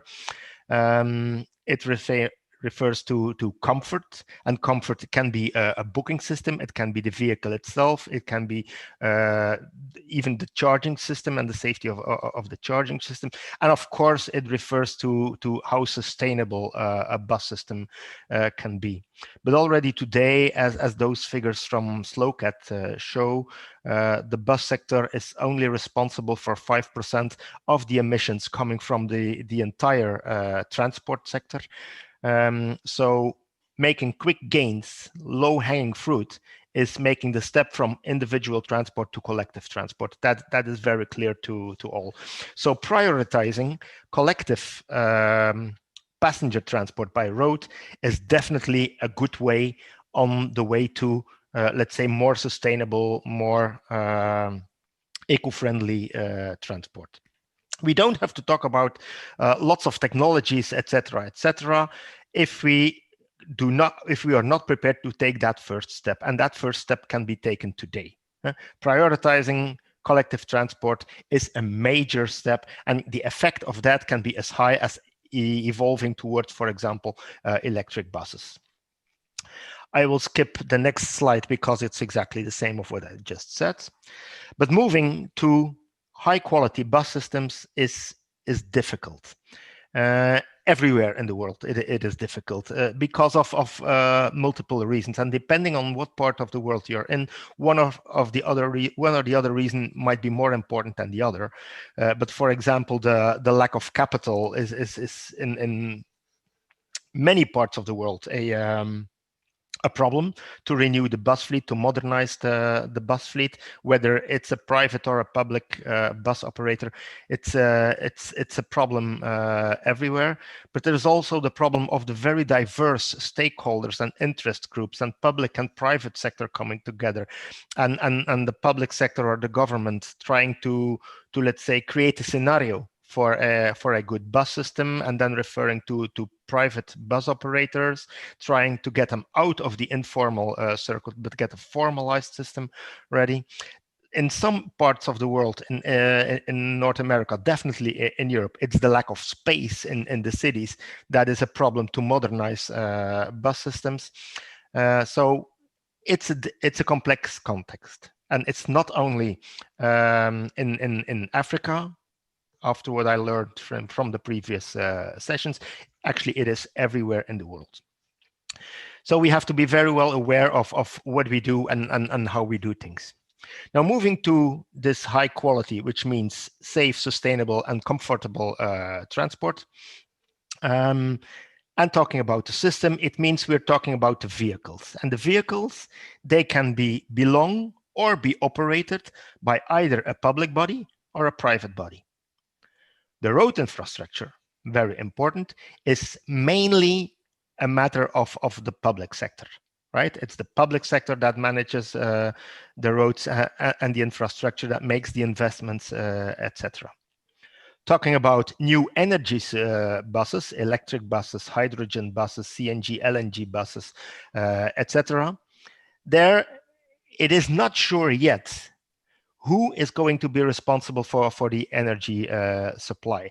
Is it going to be a matter of the operator, who can be private and public, or is it in opportunity charging systems, the public sector, that will provide the electricity to charge the buses, and who will belong the buses to then, and how can a private bus operator pay for the energy that he's getting that way?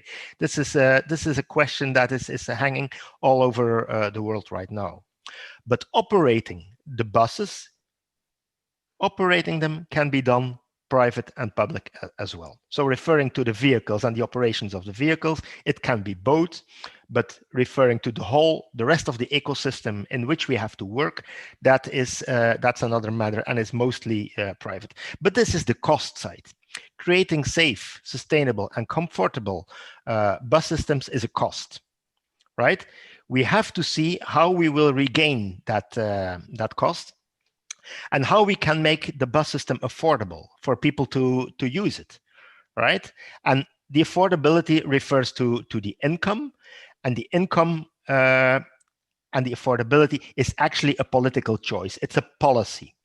And the policy that has to be made here is defining the ratio between the revenue from the bus operations itself, which means the ticket sales in most of the cases, in some cases publicity on the bus, etc., but most the ticket system, and the funding by the government, by the national or the local authority. So once it has been defined what the public funding can be for the bus system, then we can define on what revenue do we have to gain from the operations itself to make the system at least break even. Now, to know how we're going to get this revenue, we need to know very well what system of revenue management we're going to use, which means, are we going to use a static pricing or a dynamic pricing? Is the price for a bus ticket in rush hour more expensive or than at noon, for example? Are we going to input comfort-related fares, which means a more comfortable bus using BRT, etc.? Is that more expensive or less expensive than a less comfortable bus system, etc.? Price can be service related as well. If I buy a ticket for a bus and I buy it on the bus, is the price the same as if I buy it from a cell phone and reserve my ticket one day before? Because that's an added service so the revenue management is very important to define how we are going to get the revenue that is needed to add to the public funding to create this bus system. And to make an efficient revenue management, it is absolutely necessary, as it has been said in previous sessions before, to know our clients. Who are they? When do they travel? From where to where do they travel? What are the occupancy rates of the lines, etc.? So data is crucial in this matter. But evolving to a more comfortable and more advanced, safe, sustainable, bus systems, and getting people on this bus, we actually need to define what technology level we are going to add. Right? If we do not add comfort level enough, we have an unfilled need for the passenger. If we add too much, we just make the case more expensive, and we do not add any passengers. Remember that collective bus systems are made to keep individual transport off the road, right? So we have to provide the service that is wanted, and everything in excess is just adding another cost. So this is another investigation we have to make, and lessons elsewhere in the world learned so far that if we have a bus system that fulfills the mainstream needs, which is the middle line in this graphic, we could add intelligent transport systems, etc., and go to an high and an up market level, right? But if we have a low bus service provision right now, the step to get to mainstream could be just intelligent mobility services being added in the bus systems itself. So depending on where we are in this graphic, the kind of technology and the kind of service that we need to add is defined here. So what are the key barriers for the implementation of modern bus systems? And they are about the same everywhere in the world, right? On the technical level, we have a lack of knowledge. We do not know enough about how or what technology is available and what we could implement in our system, either in Latin America or in Africa or in Southeast Asia or anywhere where it can be. But there's also the technical limitations. Right? We have to know if we add a 100 kilowatt hour battery in a bus that we can drive less than 100 kilometers, right? There is technical limitations that we need to be aware of as well. It is especially in this field that the bus world exhibitions and trade fairs take place. There we match operators, public and private operators, with the 100 biggest bus builders in the world, and there you can get to know what products are available to serve your needs. Of course, very important as well is the financial barriers, right? And there, I would like to refer to the development banks and the World Bank, etc., who are delivering fabulous services, but only towards public bodies there, right? The private sector is a bit forgotten in this field, and we also see that financing from the development banks and from the World Bank is financing infrastructure. There's very little possibilities to finance the renewal of the bus fleet itself, and we are lobbying together with several partners for more attention to this private sector and definitely more attention to the renewal of the bus fleet itself. And the support we can get there from the development banks. In each country, no matter where we are, there is institutional barriers. Depending on the country, they can differ very much. But a real danger we see everywhere in the world is that we get stuck in pilot projects, right? We define what we want. We do a pilot. It is successful, but it needs some changes here and there, and then the process stops. The implementation of the system itself seems to be a problem. So passing the pilot project phase is critical there, and probably the hardest step to make, no matter where we are. But happily, there are ways to overcome these barriers because there is new actors entering the transport ecosystem, right? An electricity company, for example, or a hydrogen production. Can yes? we move a little bit faster? We have very limited time. Okay. So the barriers can be overcome by implementing the new actors. It can mean that we have to change our ways of operating and contracting. The innovations and technologies itself can be a catalyzer. And of course, everywhere in the world, there is no public transport without the input from the public bodies. I'm going to skip more explanation on these way to overcome these barriers. I just want to focus on what you just asked me in your introduction, Claire.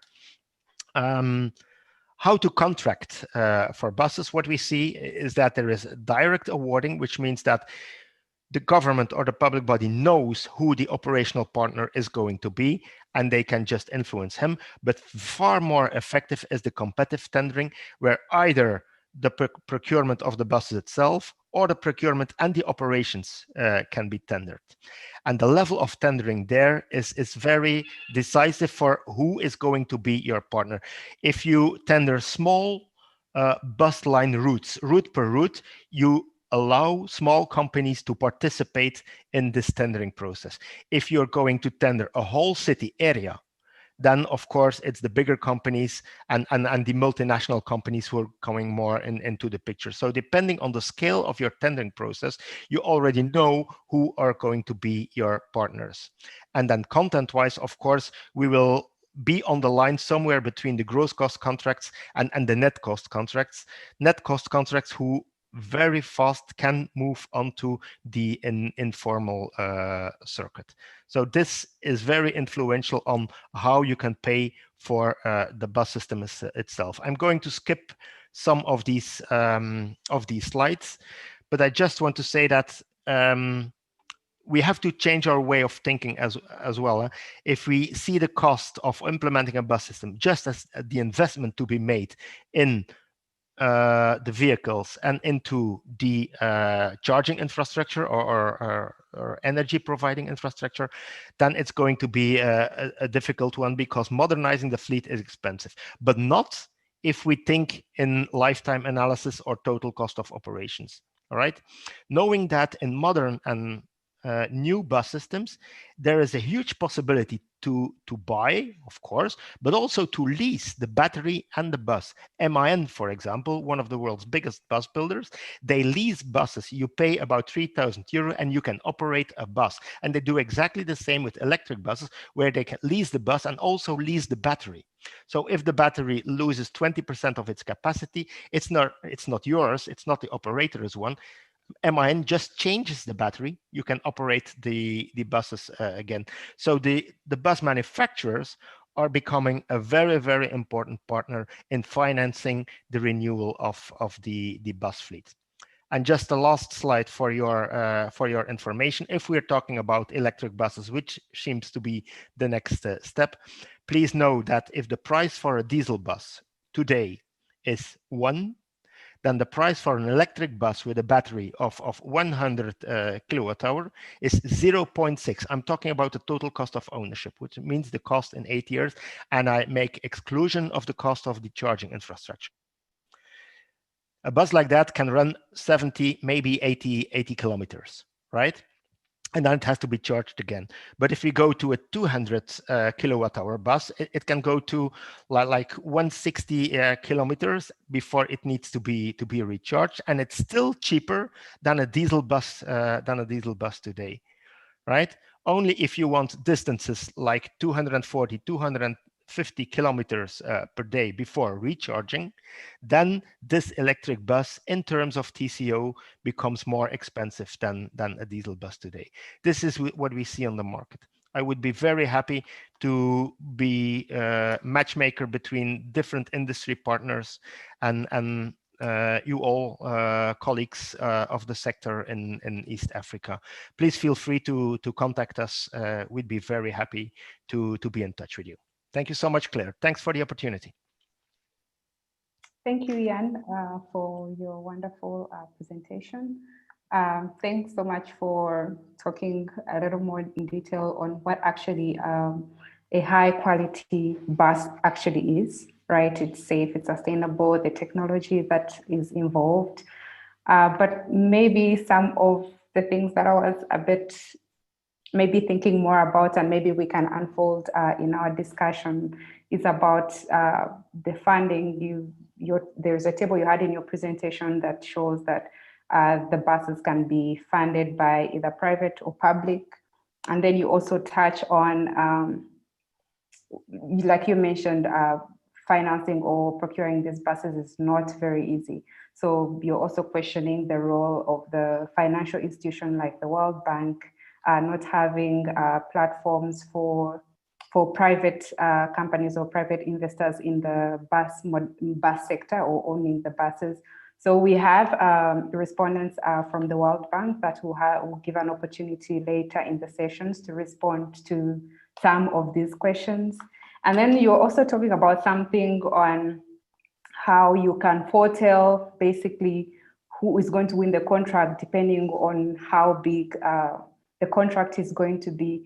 Well, like you mentioned rightly, that it should be competitive tenders, but I personally think that if it's a big contract like a city, it doesn't necessarily have to be the big companies that win it. We are looking at getting multiple companies, the small and the big companies, so we don't have that monopoly of the big company operating the buses in the area. So thank you so much for that perspective. Let's have more discussions and feel free to put in your questions. We shall now invite Mohsen. He's an operator from Egypt. Please share your presentation and you're welcome to the floor.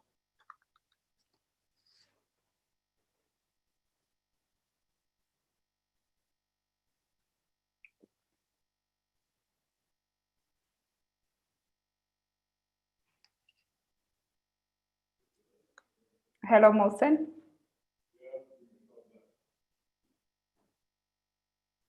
If Mohsen is not yet ready, we can have Paul Musasizi from Chira Motors.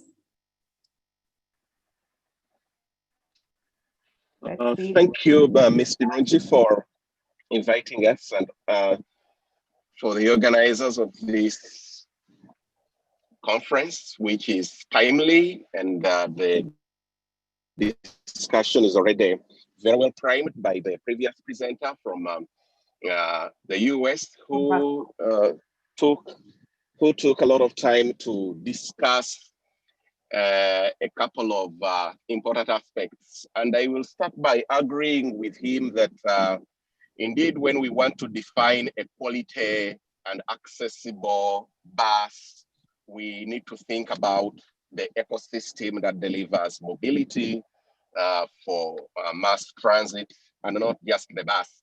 And that pushes us to the question of what the problem is that we are solving. I don't know whether Ms. Birungi, you're able to light up my slides because I'm in transit, so I'm not able to do so. But if you kindly are able, please put them up so that we can share the screen with the others. Thank you. Okay, are you able to see your screen? Hello?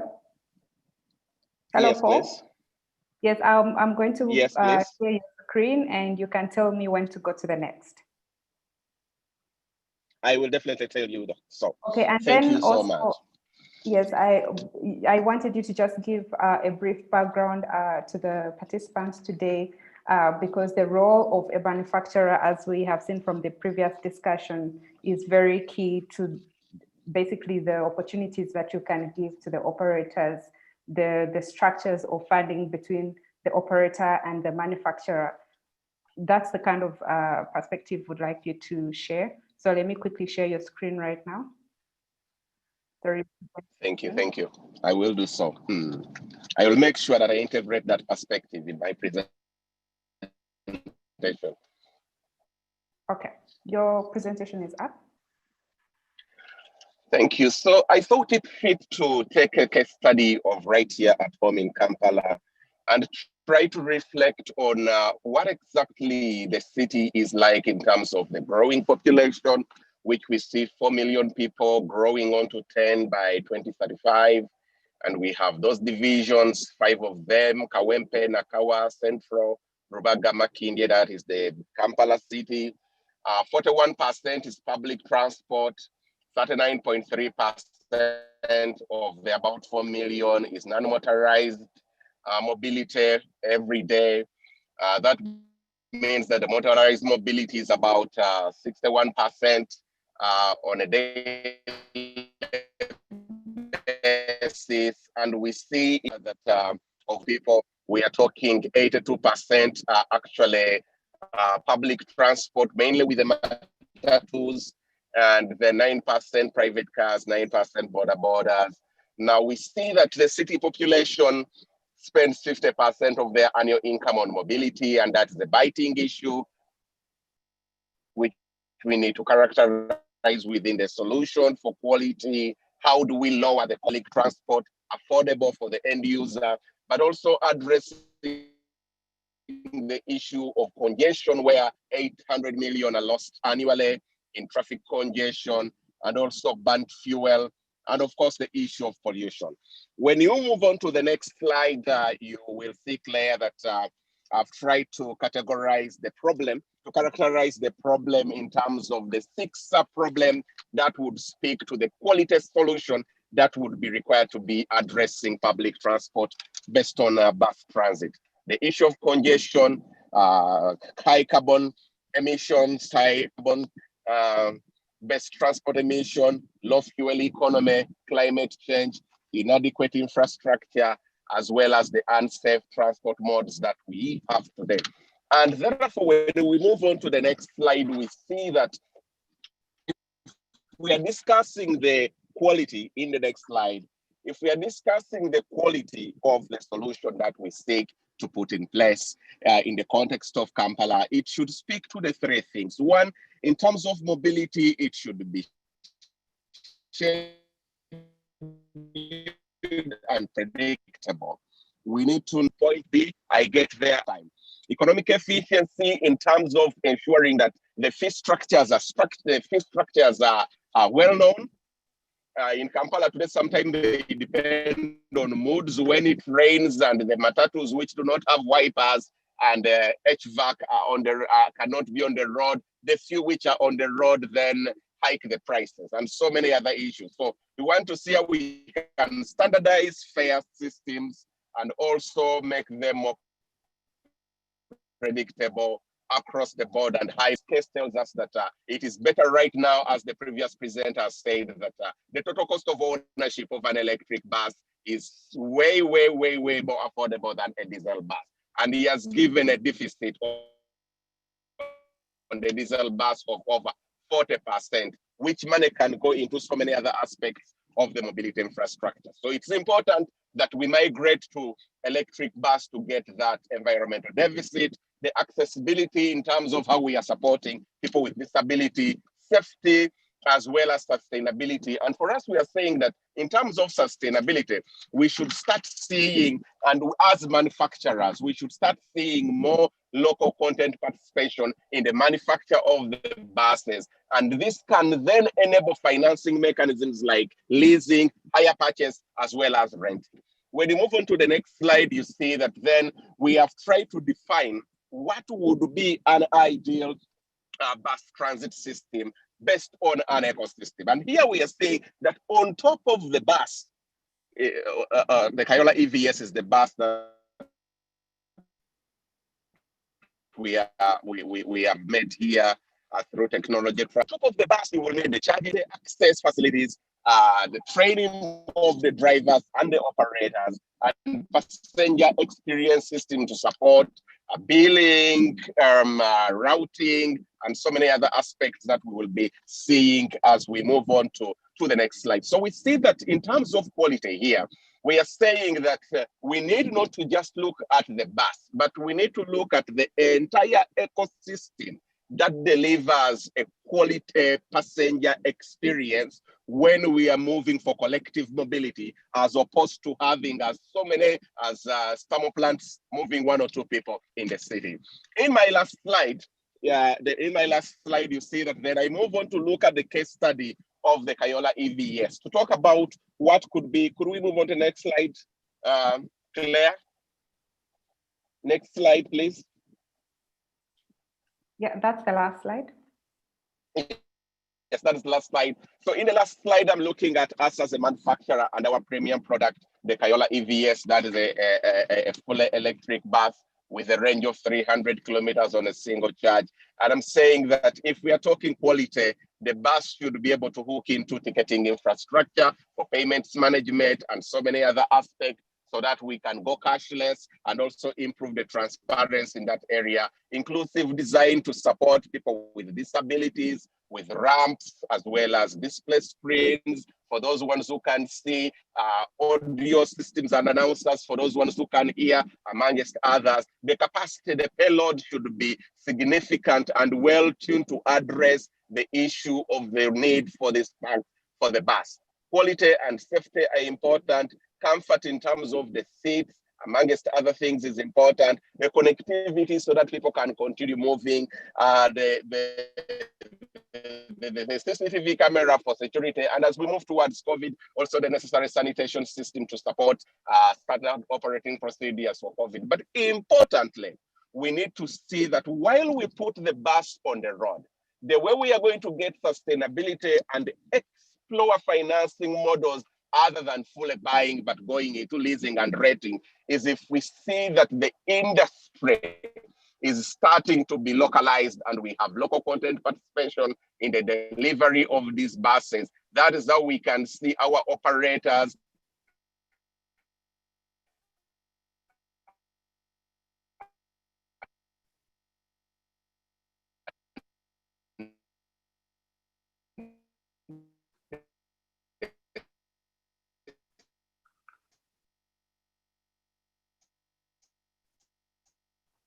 Paul, we have lost you.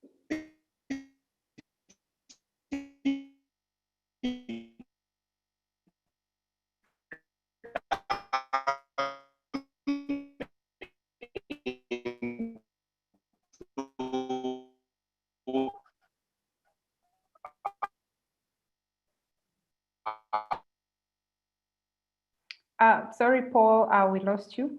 But yeah, thanks, Paul, for your presentation. He goes into explaining, developing, basically manufacturing buses. They're a local manufacturer based in Kampala right now.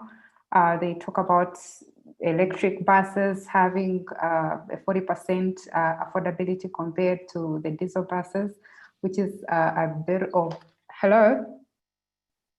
I don't know if he's back on. Yes, talking about how they're more affordable than the diesel buses.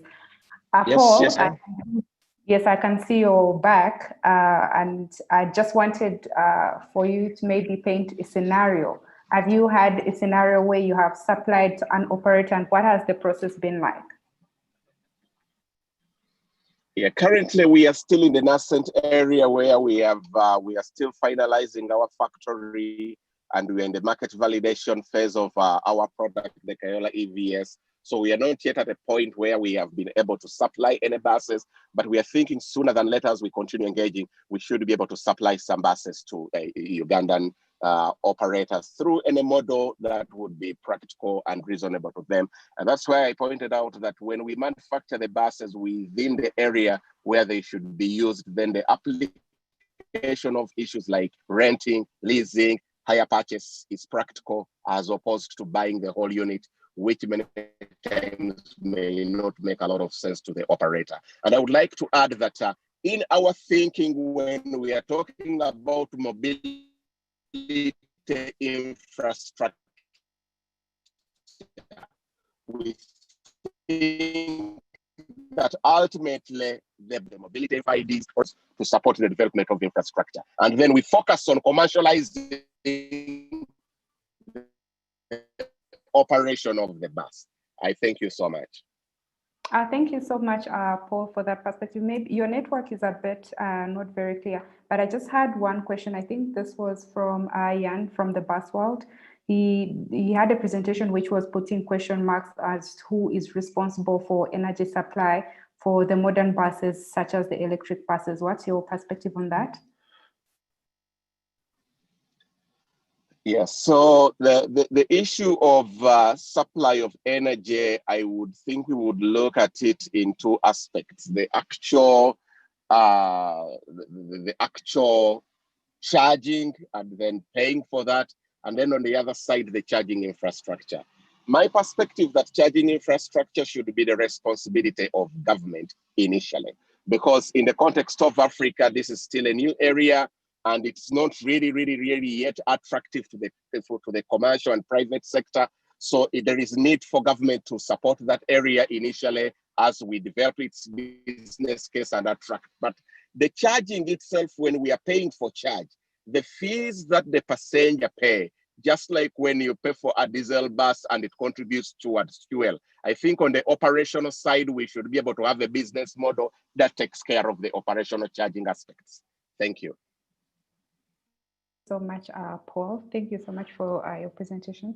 We're a bit bad on time, so I'll invite our next speaker, Mohsen from Egypt.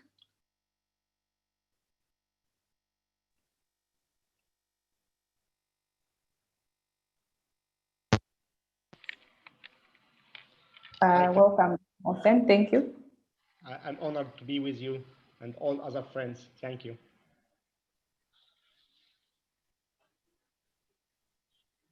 Can you hear me very well? Yes, I can. Okay. It's my pleasure to be in this conference, and I would like to brief in very quickly about the financing of buses locally here in Cairo, Egypt. We, as a private company, are depending on bank financing.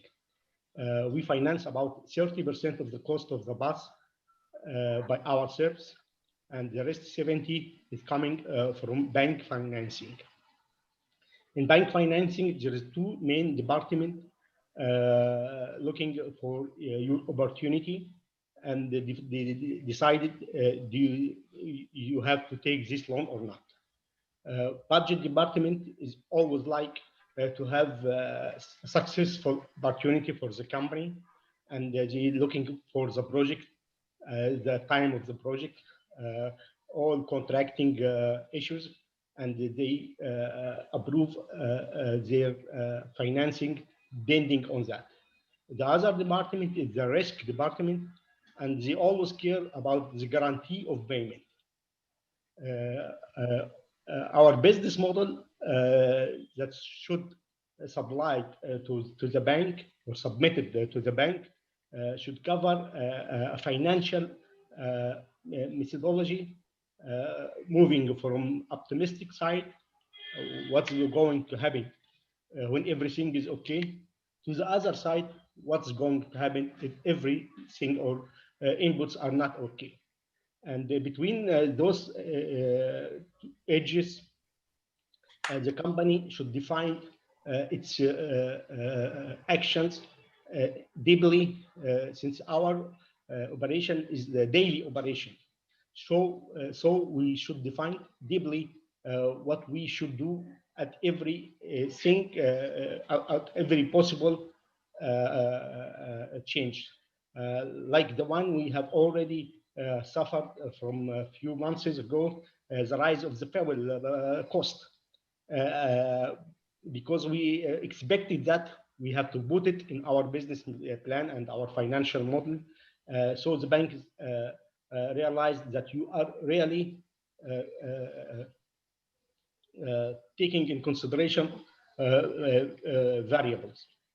The other thing I'd like to talk about, besides financing, is the choose between the city buses, the 12-meter bus, or mini buses, which is ranging from 7.5 meter to 9.5 meter. For the private company, for the moment you are talking now, only two private companies are allowed to operate long buses in Cairo for now. And both companies, which we are one of them, has less than 100, 110 buses. Mainly, they requested us to operate mini buses, since city buses are, for the moment, are regulated by Cairo Transportation Authority. And we are just trying to penetrate using this size of the bus. And we don't think it is matter of the cost as much as it is matter of regulation. I'm not trying to talk up more than that. Just this is the 2 points that I like to define in this session. And I'm open for any questions or any details with you. Thanks. Thank you, Mohsen, for your beautiful presentation. You talk about having 50% funding from yourselves or privately and 50% from the bank. Yes. How many buses are you financing with a 50%? Our fleet now, it contains 288 bus. 288 bus. All are very equipped, all are air conditioned, all are bank financing. And we use a central bank initiative for low interest services that has been introduced to medium and small size companies. And for now, we can say that it is good and it is efficient for us to procure buses this way.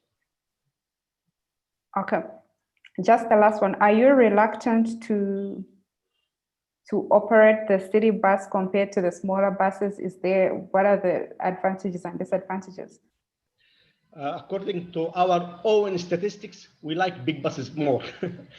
City buses is much efficient, really, and costless. And the regulations from the city of Cairo are favorable? Yes, I mean, yes. just as an operator. Okay, that's great. Okay, thank you so much. Thank you. Mohsen, thank you so much. If you have any questions for Mohsen, please post them in the chat and we shall share the questions all together after all the panelists. We'll now hear from Guy Davis on disability solutions and accessibility. Guy, you're welcome. Thank you very much. And thank you to UN Habitat and ITDP for hosting this. I'm going to try and share my presentation, but bear with me, otherwise I will have to ask Claire to help me out. Let's just see if this will work. Now if I go to, can you see that? No. Okay, I'll have to ask you to share for me then, please, Claire. Okay, give me a minute.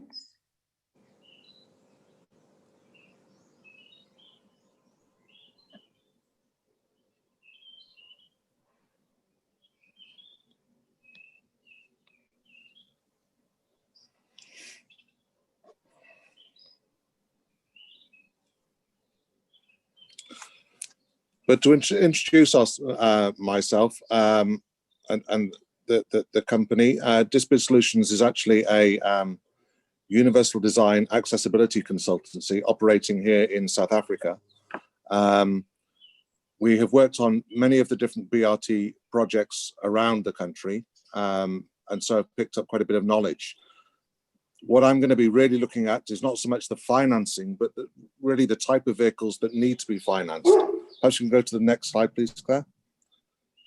I think it's true in all of the cities and probably all the cities in sub-Saharan Africa. Public transport at the moment relies on what we call minibus taxis, the Toyota Quantum, Toyota Hiace type size vehicle. In South Africa, these are supported by an inaccessible rail system. So without exception, every single city that we've worked in has identified the need to have accessible and affordable minibus taxis. Next slide, please. So really the issues, because we've relied on these vehicles for so long, our whole infrastructure, indeed our society, has been based around this size of vehicle. And it would be very problematic to try and change that. To try and take larger vehicles into some of the townships would actually be impossible. You wouldn't be able to get around some of the corners. So the problem is the present choices of vehicles are not accessible. We looked at modifications, whether we can make modifications to the existing vehicles, and it becomes prohibitively too expensive. I think the most important point, though, is this last point that I want to make here, is that sometimes the approach is, well, we'll only make a proportion of our fleet accessible. If only a proportion of the population is disabled, is requiring accessible vehicles, then we only need to make a proportion of our fleet accessible. That really doesn't work. It must be the whole fleet. It has to be 100%. As a wheelchair user myself, if I arrive for a bus and I see a bus has just left, let's say you've got 10% of your, or even 20%, let's say 20% of your vehicles are accessible. Has that bus that's just left the accessible one, or do I have to wait for 5 buses to come along before I'm going to get the next one that is going to be accessible? So it has to be everything. But also, if it is universally accessible, then that's good design for everyone. Should we go to the next slide? So the quest from this is we needed to find a similarly sized, similarly priced, accessible vehicle. Now, that could be either a complete vehicle that's produced from the outset. The problem with that is that there is a time constraint. Obviously they've all got to go through the various different testing and safety tests and what have you. Or looking at a conversion kit, which as long as we don't make fundamental changes to the frame, then we don't need, we still comply with the same safety procedures. So the next slide, then we'll highlight that this was the quest, now it's the problem. So the problem that we identified is that the vehicle needs to allow for independent access. So that allows wheelchair users to be able to load themselves. So really you're looking at 1 in 12 to 1 in 15 ramps, and ideally from the side, not from the rear of the vehicle. Otherwise people have to be in the road to be able to load up. We also said that it should be 1 in 15 from the ground, because often there isn't even a curb to be able to load up against. So it needs to be able to operate from a curbside, but also from just dirt, from just gravel. One thing that we, in trialing some of the different vehicles and talking to the local operators, we understood from their point of view is they didn't want to lose seats. This is especially a problem in South Africa because of the way our cities developed. They developed unnaturally because of apartheid, and our cities are much more spread out than perhaps they would have done if they'd been allowed to develop more organically. So people travel a long way. And what we found is that South African commuters don't like to stand up. And so users are very, very resistant in giving up any seats. So what we've looked at is options where we can flip down seats. So you don't have to remove any seats, but when there are wheelchair users to be moved, then seats can be flipped down to accommodate those wheelchair users. So you're not losing any seats. What we did find is it's probably unfeasible to modify a rear wheel drive vehicle because the propeller shaft that goes down the length of the vehicle gets in the way. We need a higher floor.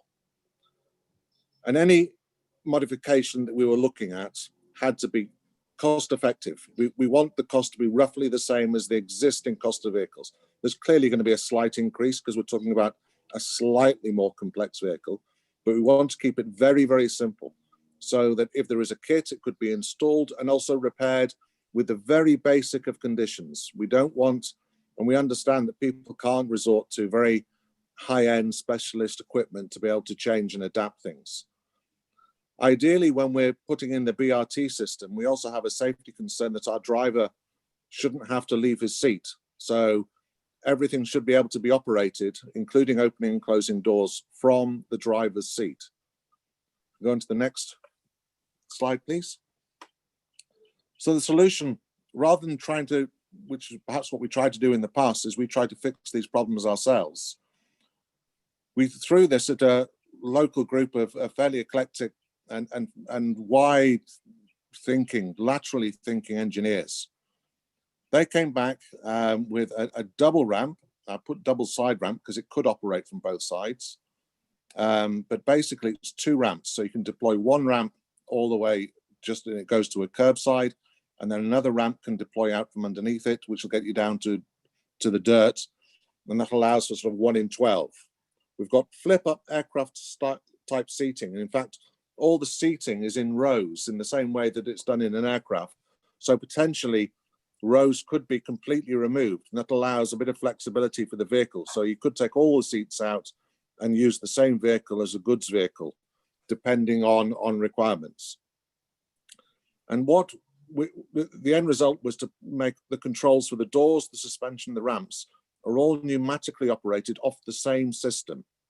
So the suspension system kneels down. It's based actually on a Land Rover air suspension because we needed a system that was rugged.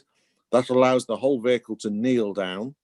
The ramps deploy, the doors open, all using the same pneumatic system. And this is very straightforward. There's no high pressure hydraulic lines, which would then be problematic to be able to fix in a basic workshop. If we could go to the next slide. I'm really racing through this because we've got a short space of time. but I'm more than happy to answer any more detailed questions later on.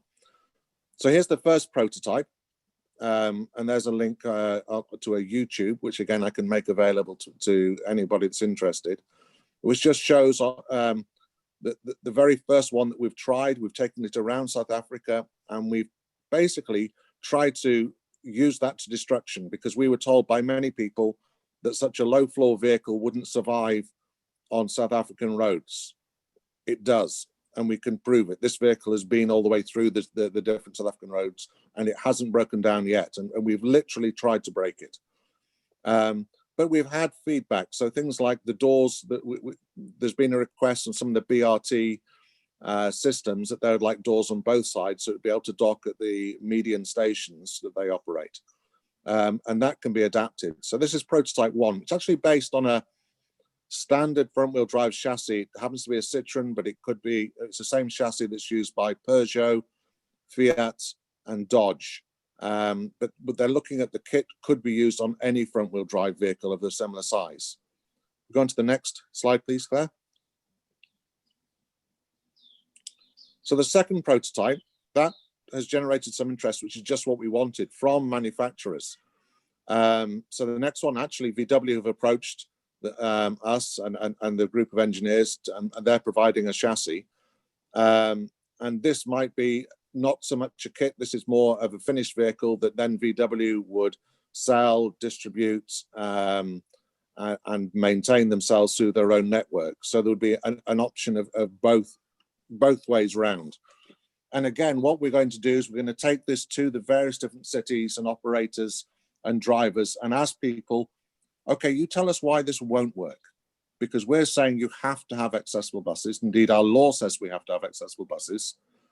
And then you're coming up with all sorts of excuses why it won't work. Tell us why this won't work, and let's see if we can fix it. Next slide, I think we're about there. So the future. The end result of this work is that we're going to have a specification, which then is going to be publicly available. And that would allow different manufacturers to be able to copy those specifications to be able to comply. What we'd also like to do is we're putting pressure on our own government here in Department of Transport, and we would hope that we'd get support from other developing countries, other African governments who perhaps looking the same way. And we would like all countries to adopt this specification as the minimum requirement for any minibus taxi that's going to be used to move public transport. And again, this is only going to force the price down, because manufacturers, whether it's VW, Toyota, Citroen, whoever, are going to realize if they want a share of this market, they must meet the specification. And then market forces should drive it down. But again, it's a simple, straightforward vehicle. Next slide, I think is the last one. Yeah. So that's my details. I've kept it very short and just skimmed the surface. There is that link to look at the video. And if there are any further questions, then please don't hesitate to approach and ask us. We've been involved with doing universal design and accessibility on bus systems since the FIFA 2010 Soccer World Cup here. So we've built up a certain amount of knowledge. Thank you, Claire. Thank you, Guy. It's very good to see this initiative. While you're making your presentation, I was just thinking, was this almost considered in the, I know this is much more in the design and the manufacturers, the VWs and the IAs companies, but during the recapitalization, was this an issue that came out? Because we're still looking at the taxis serving as feed, and we're looking at new advanced modern and clean minibus taxis to feed into the BRT system. Just a short perspective, we are really running out of time. Absolutely, I'll keep it short. It's a bit of a moot point, that one, in that, yes, it was a consideration initially when we were talking about taxi recapitalization, and that would have been the ideal time to bring this in. But sadly, really at the 11th hour, we had the requirement for it to be an accessible minibus taxi right until the 11th hour, and we still don't know how it happened. The requirement to be accessible was suddenly taken out, and then it went public, and it was too late to catch up on it. But when there is taxi recapitalization, when governments are looking at that. That is the ideal time to do it. It really is. Okay. Thank you so much, Guy, for Very your welcome. presentation. Awesome. Just looking maybe in the chat box to see what's there before we can get our respondents. Ms. Acheko, you will be next, but just quickly before that, I'm looking at the chat box and the conversation is going around that it's interesting. Thank you. It's interesting, the presentation. It's amazing to learn that electric buses are cheaper than diesel ones. How about the maintenance costs? And I see Jan says the maintenance costs for electric buses are far cheaper than the diesel buses. Problem is the cost of the charging infrastructure. And I think we had a response from Paul. And did you want to add something again to that? Just a short one. No, not yet. I was just getting ready to answer if there might be a question from you or from anybody else. Oh, okay. Okay. Thank you for also answering the questions on the chat box. Since we're time bound, we will just go straight into our next respondent. I will welcome Acheko from the World Bank. Thank you, Jan.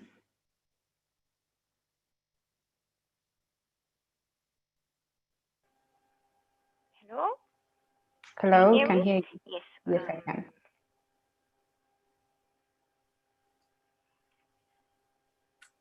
Would you like to share something, or are you Yes. going to... Yeah. Let me share the screen. All right, thanks. Do you see it? Yes, we can see it, and maybe just before you start your session, you can introduce yourself, and you can yes, touch on the few questions people have been having on the role of the financial institutions. Yes, where can I see the questions? Sorry, I might not see those questions right No, now. I think it was a presentation. During the presentation, yes. Let me try if I can respond. Yes. So good morning, good afternoon, everyone. My name is Akiko Kishiue. I'm an urban transport specialist based in Washington, D.C., but I'm mapped for the East Africa Transport unit of the World Bank. And thank you very much for the ITDP and the UN Habitat for inviting me to this workshop. I'm connected from yesterday, and I find the workshop is very rich content, and then discussion is very valuable. And then to respond to the presentation, today's topic, first of all, I'm really happy that Jan tried to decided to modify the topic to make it a system from the vehicles. I keep it in this presentation, use the same topics, but it's really important we see as a system. So I would like to start my response to share the overview of the World Bank Group's engagement in the urban transport. Maybe I could show this. Yes. So the last decades, between the 2006 to 2017, we had about 300 projects in all over the world. And it's the portfolio is about $25 billion US. When we say the World Bank Group, it includes the IFC, which finances the private sector, and the MIGA, which provide the guarantee. And then there is a World Bank, the way I belong.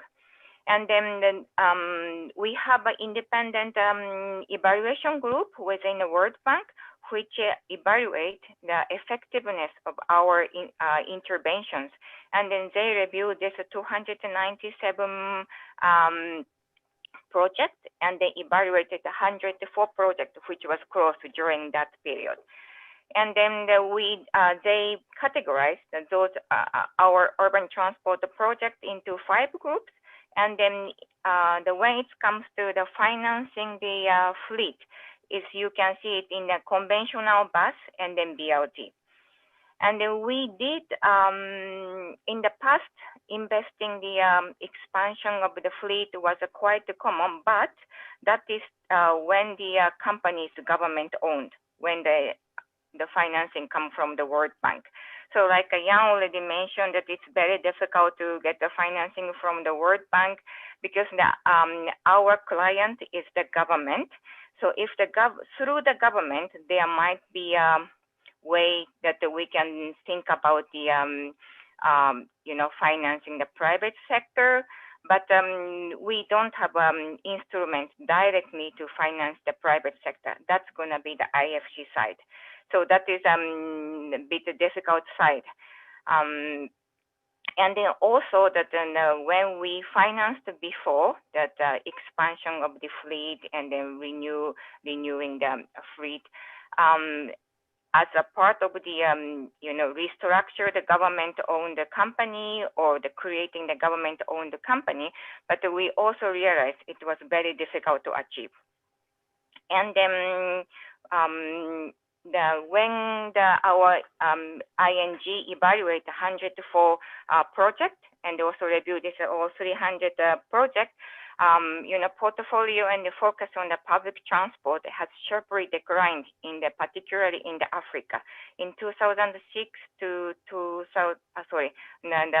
second half, so 2011 to 2017, we have only 16 projects approved in Africa, and there is nothing related to the public transport, unfortunately. And then there was a project in targeting the mobility improvement for the disadvantaged, but that was still limited. Only the 36% of our project targeted poor, and then when it comes to the women and the disabled, that was only 7% and then 10%. Then the evaluation group advised us that the World Bank can achieve better when we finance. Our finances more comprehensively, meaning that we support the policies, institutional reform together with the operation, and not only providing the infrastructure investment, but also that the project tackle the demand, traffic management, etc. And then acknowledging that urban access is very much becoming the overwhelming challenging in the Africa cities, we now set the urban mobility is one of the 3 pillars in the current urban transport strategies. And I'm currently working for the Kenya and then Rwanda, having the policy dialogue with the government to prepare the urban mobility project. And as part of this, in Kenya, we recently completed the gender analysis to understand how the men and women's travel pattern are different in Nairobi using the existing data. And the main finding is that women's trips different from men, and then that's more complex than men. And then women often travel package and then children, so their travel is not so easy. And then their travel is in many cases household work related compared with men. And then women has less access to motorized transport, and the women are facing the higher risk of sexual harassment. So that for us, this inclusiveness and the green public transport system is one of the critical area. And then we are now talking about the fleet, but it's really important. Even the fleet, we need to think about accessibility, acceptability, availability, and affordability. We call it the 4AS framework that should be considered. And for the green side, so back to this inclusive side. So it's really great that I see the polls, that the presentation that the Kayora's e-bus has a safety measures, a CCTV inside, and the inclusive design, the lower door. Like you can see in this photo, this is from the Nairobi Matatus, that the women's making just one step to get into the bus, but this one step is a very big one step, and then carrying some package. So she needs some help to get into the bus, though it's just one step. And then when it comes to the so that it's also the great. Unfortunately, our study did not include this disabled because that we were using the existing data which did not have such information. But I'm really appreciate that some digital solutions company that the guy just presented is really try to tackling that the inaccessibility issue. And for the green side, according to the WHO, that almost 7 million people are losing their lives because of the air pollution. And then it comes to Kenya, it's about 18,000. And of course, this air pollution includes many aspects, but some analysis was also saying that in the rapidly growing the cities, like African cities, 90% of urban air pollution is coming from the emission from motor vehicle. So that the Kenya, that the matatus is average 16 years old, and then their fuel efficiency definitely low. And then Rwandan government and also Kenyan government both really try to achieve a low carbon climate resilience development pathway, and then they are setting the transport as one of the main pillars.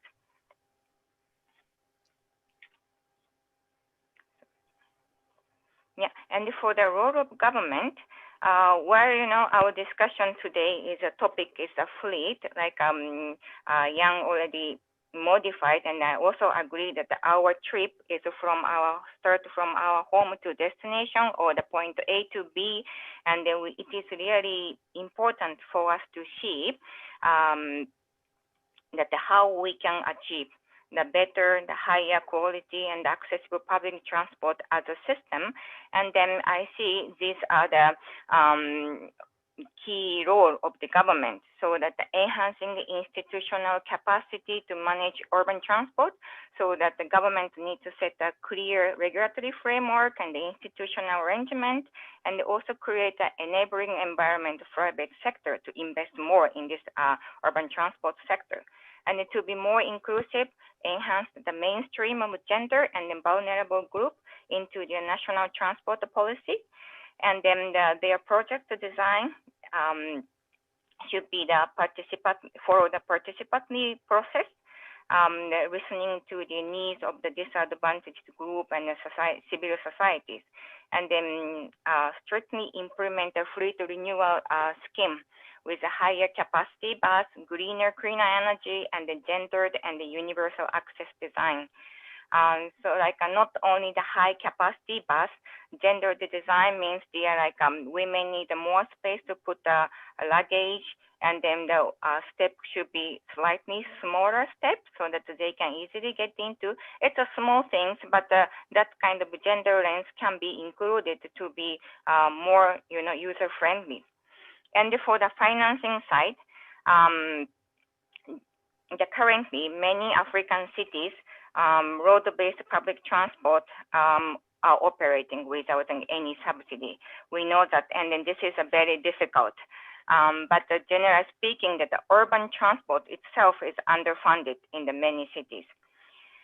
However, that the global experience and also our literature review suggests that the part of the urban transport system can, when it's promote environmental sustainability, it easily can recover the cost. And also exploring the financing of urban mobility from the environmental perspective could be an option. I see that the pollution emission charges set in Germany and Mexico also established the environmental fund. And while I said that there is no subsidy for the operator currently in the Kenya, but Kenya already set a subsidy for electric motor vehicle and the motorcycles.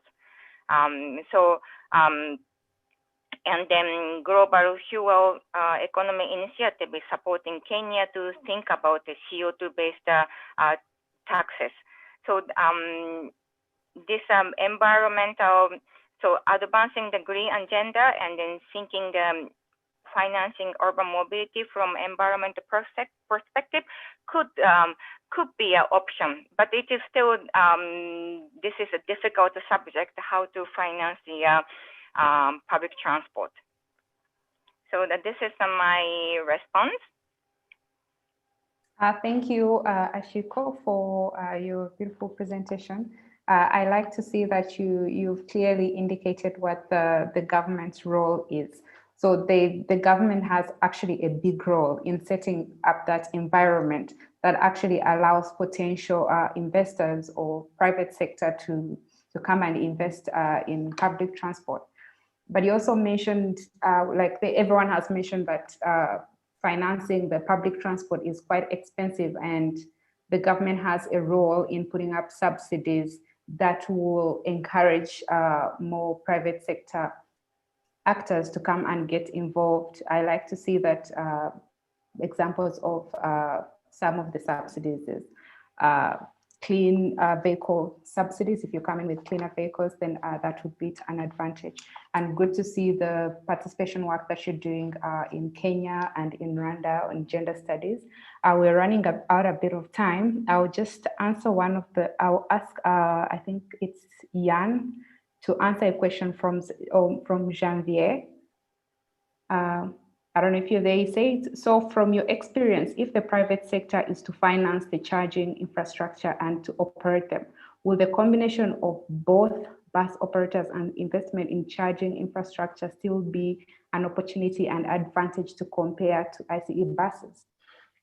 Just like 2 minutes, please. Yes, well, depending on the situation. The figures I showed you on the TCO of diesel buses compared to electric buses just takes the cost for the vehicle, right? So the cost for the charging infrastructure is excluded. If we are talking about overnight charging, depot charging, which means that the charging of the buses is done in the bus depot at nighttime or when the buses are not at use, we see that in most parts of the world, this investment is taken by the bus operator, whether he is private or public. But in some cases, there is opportunity charging, which means pantographs or other technology in the streets itself. And there, this investment is taken by a public body. It can be an authority, or it can be an authority-related agency. Depending on the situation, it is different what strategy is to be chosen. But I would like to remark as well that in only a couple of countries, and I'm including North America, I'm including Europe, I'm including different parts of the world, not only the charging infrastructure is a problem, it's also the capability of the entire electric grid. Yeah, you have to think that a bus depot of about 100 buses can take about the same energy as over 1,000 inhabitants or 2,000 inhabitants in their normal daily lives. So is the electricity grid ready to provide that? So that is why we think East Africa should also investigate the opportunities with solar energy, capturing the energy in batteries and getting independent from another grid. And the same goes for hydrogen. Electrolysis is a process that is energy negative, but since you have a lot of sun and very good possibilities for solar energy, it is definitely something to be considered by the governments there. Okay, thank you so much. I hope you got your response, Jean-Pierre. I'll just invite Neji Labi from the African. Thank you, I got my response. Thank you. Thank you, Jean-Pierre. Thank you. Neji Labi. Yes, hello everybody. Thank you very much, Claire. Yes, in the African Development Bank, I think the subject is actuality of today. So, like the World Bank, we since many years we are investing in infrastructure, and especially in roads and in urban areas, and maybe 80% in suburban areas and rural areas. Right now in the bank, we have a division which is urban development and urban mobility. So starting since 2 years, the main objective of this division is to work on urban issues, and especially urban mobility. We have in the bank, let's say, three actions of investing. The sovereign operations, which is with the governments, the non-sovereign with the private sector, and the sub-sovereign, which is new in the bank. So companies like public transport companies, etc., municipalities, etc., can ask the bank for financing for projects. The main problem is what I saw here is the new technologies and the climate change issues, the emission reduction, the type of fleet, etc. I think in Africa we have the main problem is the liability of the public transport companies. In many countries, we have public transport company owned by the governments and the states, and right now they are suffering and they are dying. This is what explains in all countries the majority of public transport is by informal sector. Taxis, the mini taxis, mini buses, etc. And this is a big issue in our countries in terms of very, very old vehicles coming from Europe, 20 years, 15 years, 25 years old, diesel motors, very high emission of pollution, not regulated at all. They are working and they are dangerous and they are not very safe, old and not safe. They don't respect the regulation in terms of capacities, in terms of number of passengers, etc. So this is the main issue, I think, to resolve. Otherwise, if we have to invest in very, let's say, serious public transport companies, private or owned by the governments, we need to invest a lot of money, and the upstream is to make the regulation and the institution to regulate this public transport in our cities. In the bank, our strategy is to come to help. The first thing is to help the public companies, the sovereign companies, which are they had a lot of market. Now they are losing a lot, and they have 10, maximum 15% of the market compared to the informal sector. Private sector can also get loans from the bank. Can I stop you for a bit? The session will close soon. You can complete your session, but when we close, it will take us to the group where everyone is. Then we can continue from there or stop from there. But you can continue. Yeah. Just 1 minute. No problem. Okay. Private sector can go to the non-sovereign operation. We are working in Nigeria for cable cars, Lagos cable cars. We are working in South Africa, etc. And they can come. And the sub-sovereign, also the public companies can also ask for the loans from the bank. And it's case by case. We have the tools to finance this public transportation. But the main thing is to come at a level of, let's say, acceptability of this public transportation. Thank you. Thank you so much. Touching on the issue of the fact that, yes, still, I think because most of Africa is still in the transformation process, so we still have the informal sector still dominating. I think there is a question from you. We have a question from Stanley. In the spirit of promoting sustainable transport solutions for our cities, what measures are donors, including World Bank and African Development Bank, taking to ensure that projects they fund promote the same? I think probably this might be referring to the table that I saw in Achiko's presentation, looking at the funding for road infrastructure way more higher than the funding for the bus fleet and the BRT itself. maybe either Achiko or Neji can respond to one of the questions.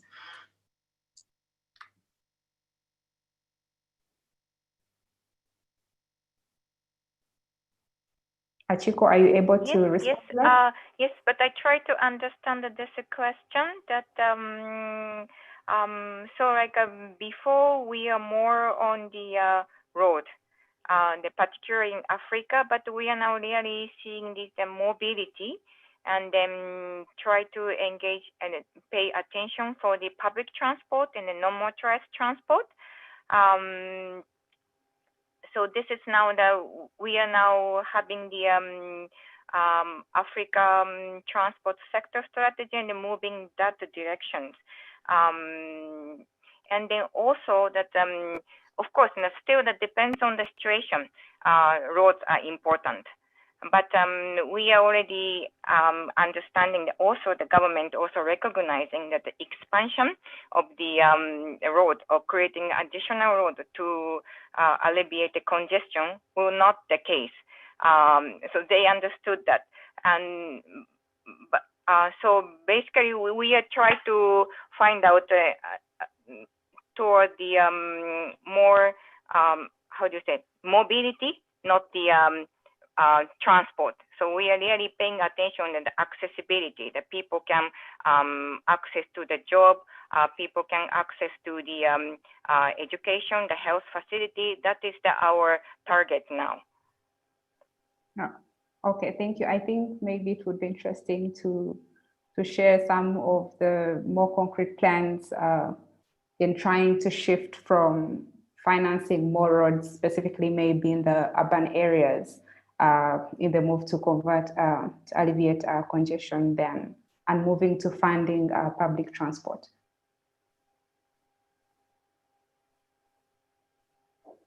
Thank you, Achiko. Carol tells me that the other session from the COVID session are back in here. So thank you so much, all the participants and the panelists today. Thank you for the useful engagement. I hope our participants were able to grasp at least the gist of financing public transport vehicles and systems and public transport as a general, and the role of each of the parties, the operators, the manufacturers, and the financial institutions. Thank you so much. Carol, you're back in here. I think we have gathered for the closing of our session. So I will for now hand over to Carol. Thank you, Claire. I think Rahab should take over. Rahab, are you here? Yes, thank you very much. Teams, I hope you enjoyed your breakout sessions. There is a lot that is still unsaid, but I believe we have something we've carried away, and depending on the platforms we are engaged in, we can continue with the conversation. All good things must come to an end, and we've come to the end of two very, very lively, interactive, informative afternoons. And it is my pleasure and duty to invite Engineer Jerry Mboro from ITDP to give us the closing remarks. Thank you for staying on. Thank you for being there. Over to you, Engineer. And thank you to all the facilitators.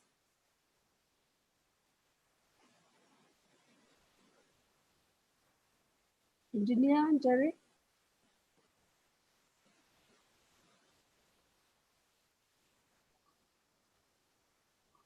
You can hear me now?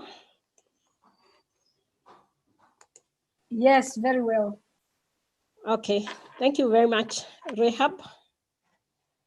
I want, mine is a few closing remarks and a vote of thanks. I hope everybody has enjoyed this session today and yesterday. And I'm very glad that most people have been able to stay on for the 2 days. That is indeed very remarkable. Some of the takeaways for today's session We learned that there is a need to form companies that should be informed by the local context largely, and government should no longer sit on the fence. There is need for government to start really getting to know how public transport systems are operating in this part of the world, in the East African region. We also got to hear that about the workers, that the workers are yearning for change, but they need to be fully involved from the very beginning of the change process. Any transformation should be based on actual data. And something else that came up is that there's need to urgently start shifting to cashless fare collection system. And DACO emphasized that this is an extremely complex process. The change process is extremely complex with multiple stakeholders, and all levels of the society are involved.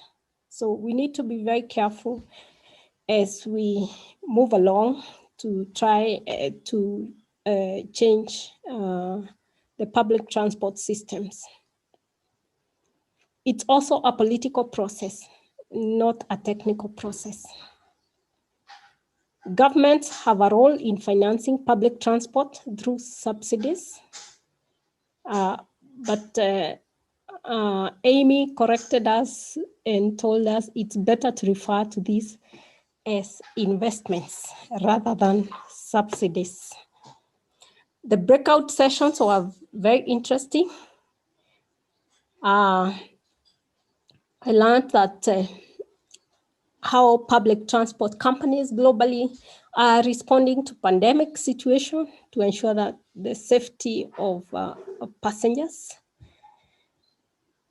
And I was happy to learn about the electric bus manufacturing in Kampala. I'm surprised to hear that electric buses are actually cheaper than diesel buses. I've always thought that it's the other way around. Universal design and accessibility in buses was a very interesting area. Another area that came up is that a study that is being done by World Bank or has been done by World Bank that in Nairobi that reveals that women travel differently from men and often carry heavy luggage, and their trips are more family related and more difficult, and they're likely to face sexual harassment. So as we move to reform our public transport, we need to remember some of these things. I was very delighted to hear that AFDB has a new section focusing on urban development and urban mobility. I want to start by thanking the panelists for the insightful presentations and engaging discussions. We have indeed learned a lot from you. Thank you very much. A special thanks to our participants. You took time off from your busy schedules to join us, and we do not take that for granted. Thank you very much for attending and for your active participation. I want to also thank the moderators, starting with Rehab. Rehab, you have done an excellent job. Thank you very much. I also want to thank the session moderators, starting with Amy. A great session there.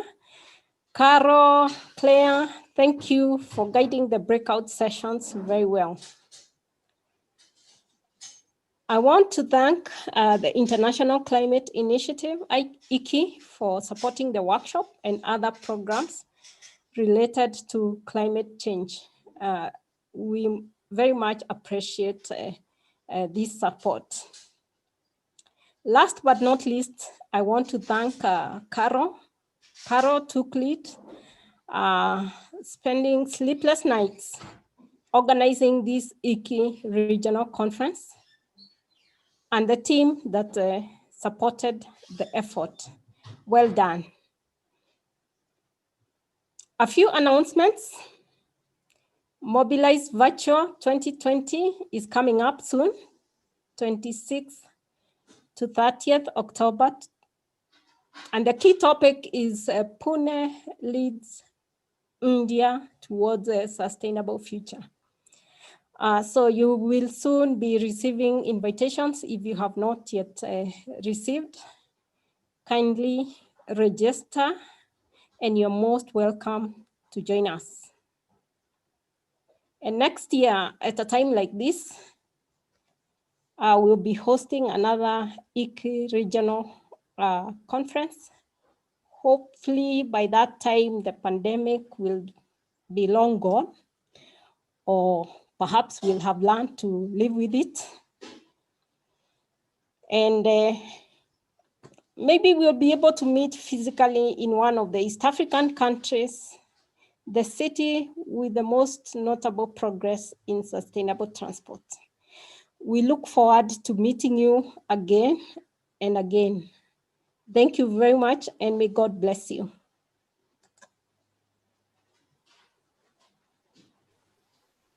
Thank you all. I know it's time to end the meeting, so you can leave at your own pressure or leisure. Yeah. See you next time. Bye-bye. Thank you. Thank you. Thank you all. Stay safe. Thank you and bye. Bye. Bye-bye. Thank you. Thank you. Bye. Thank you. Thank you.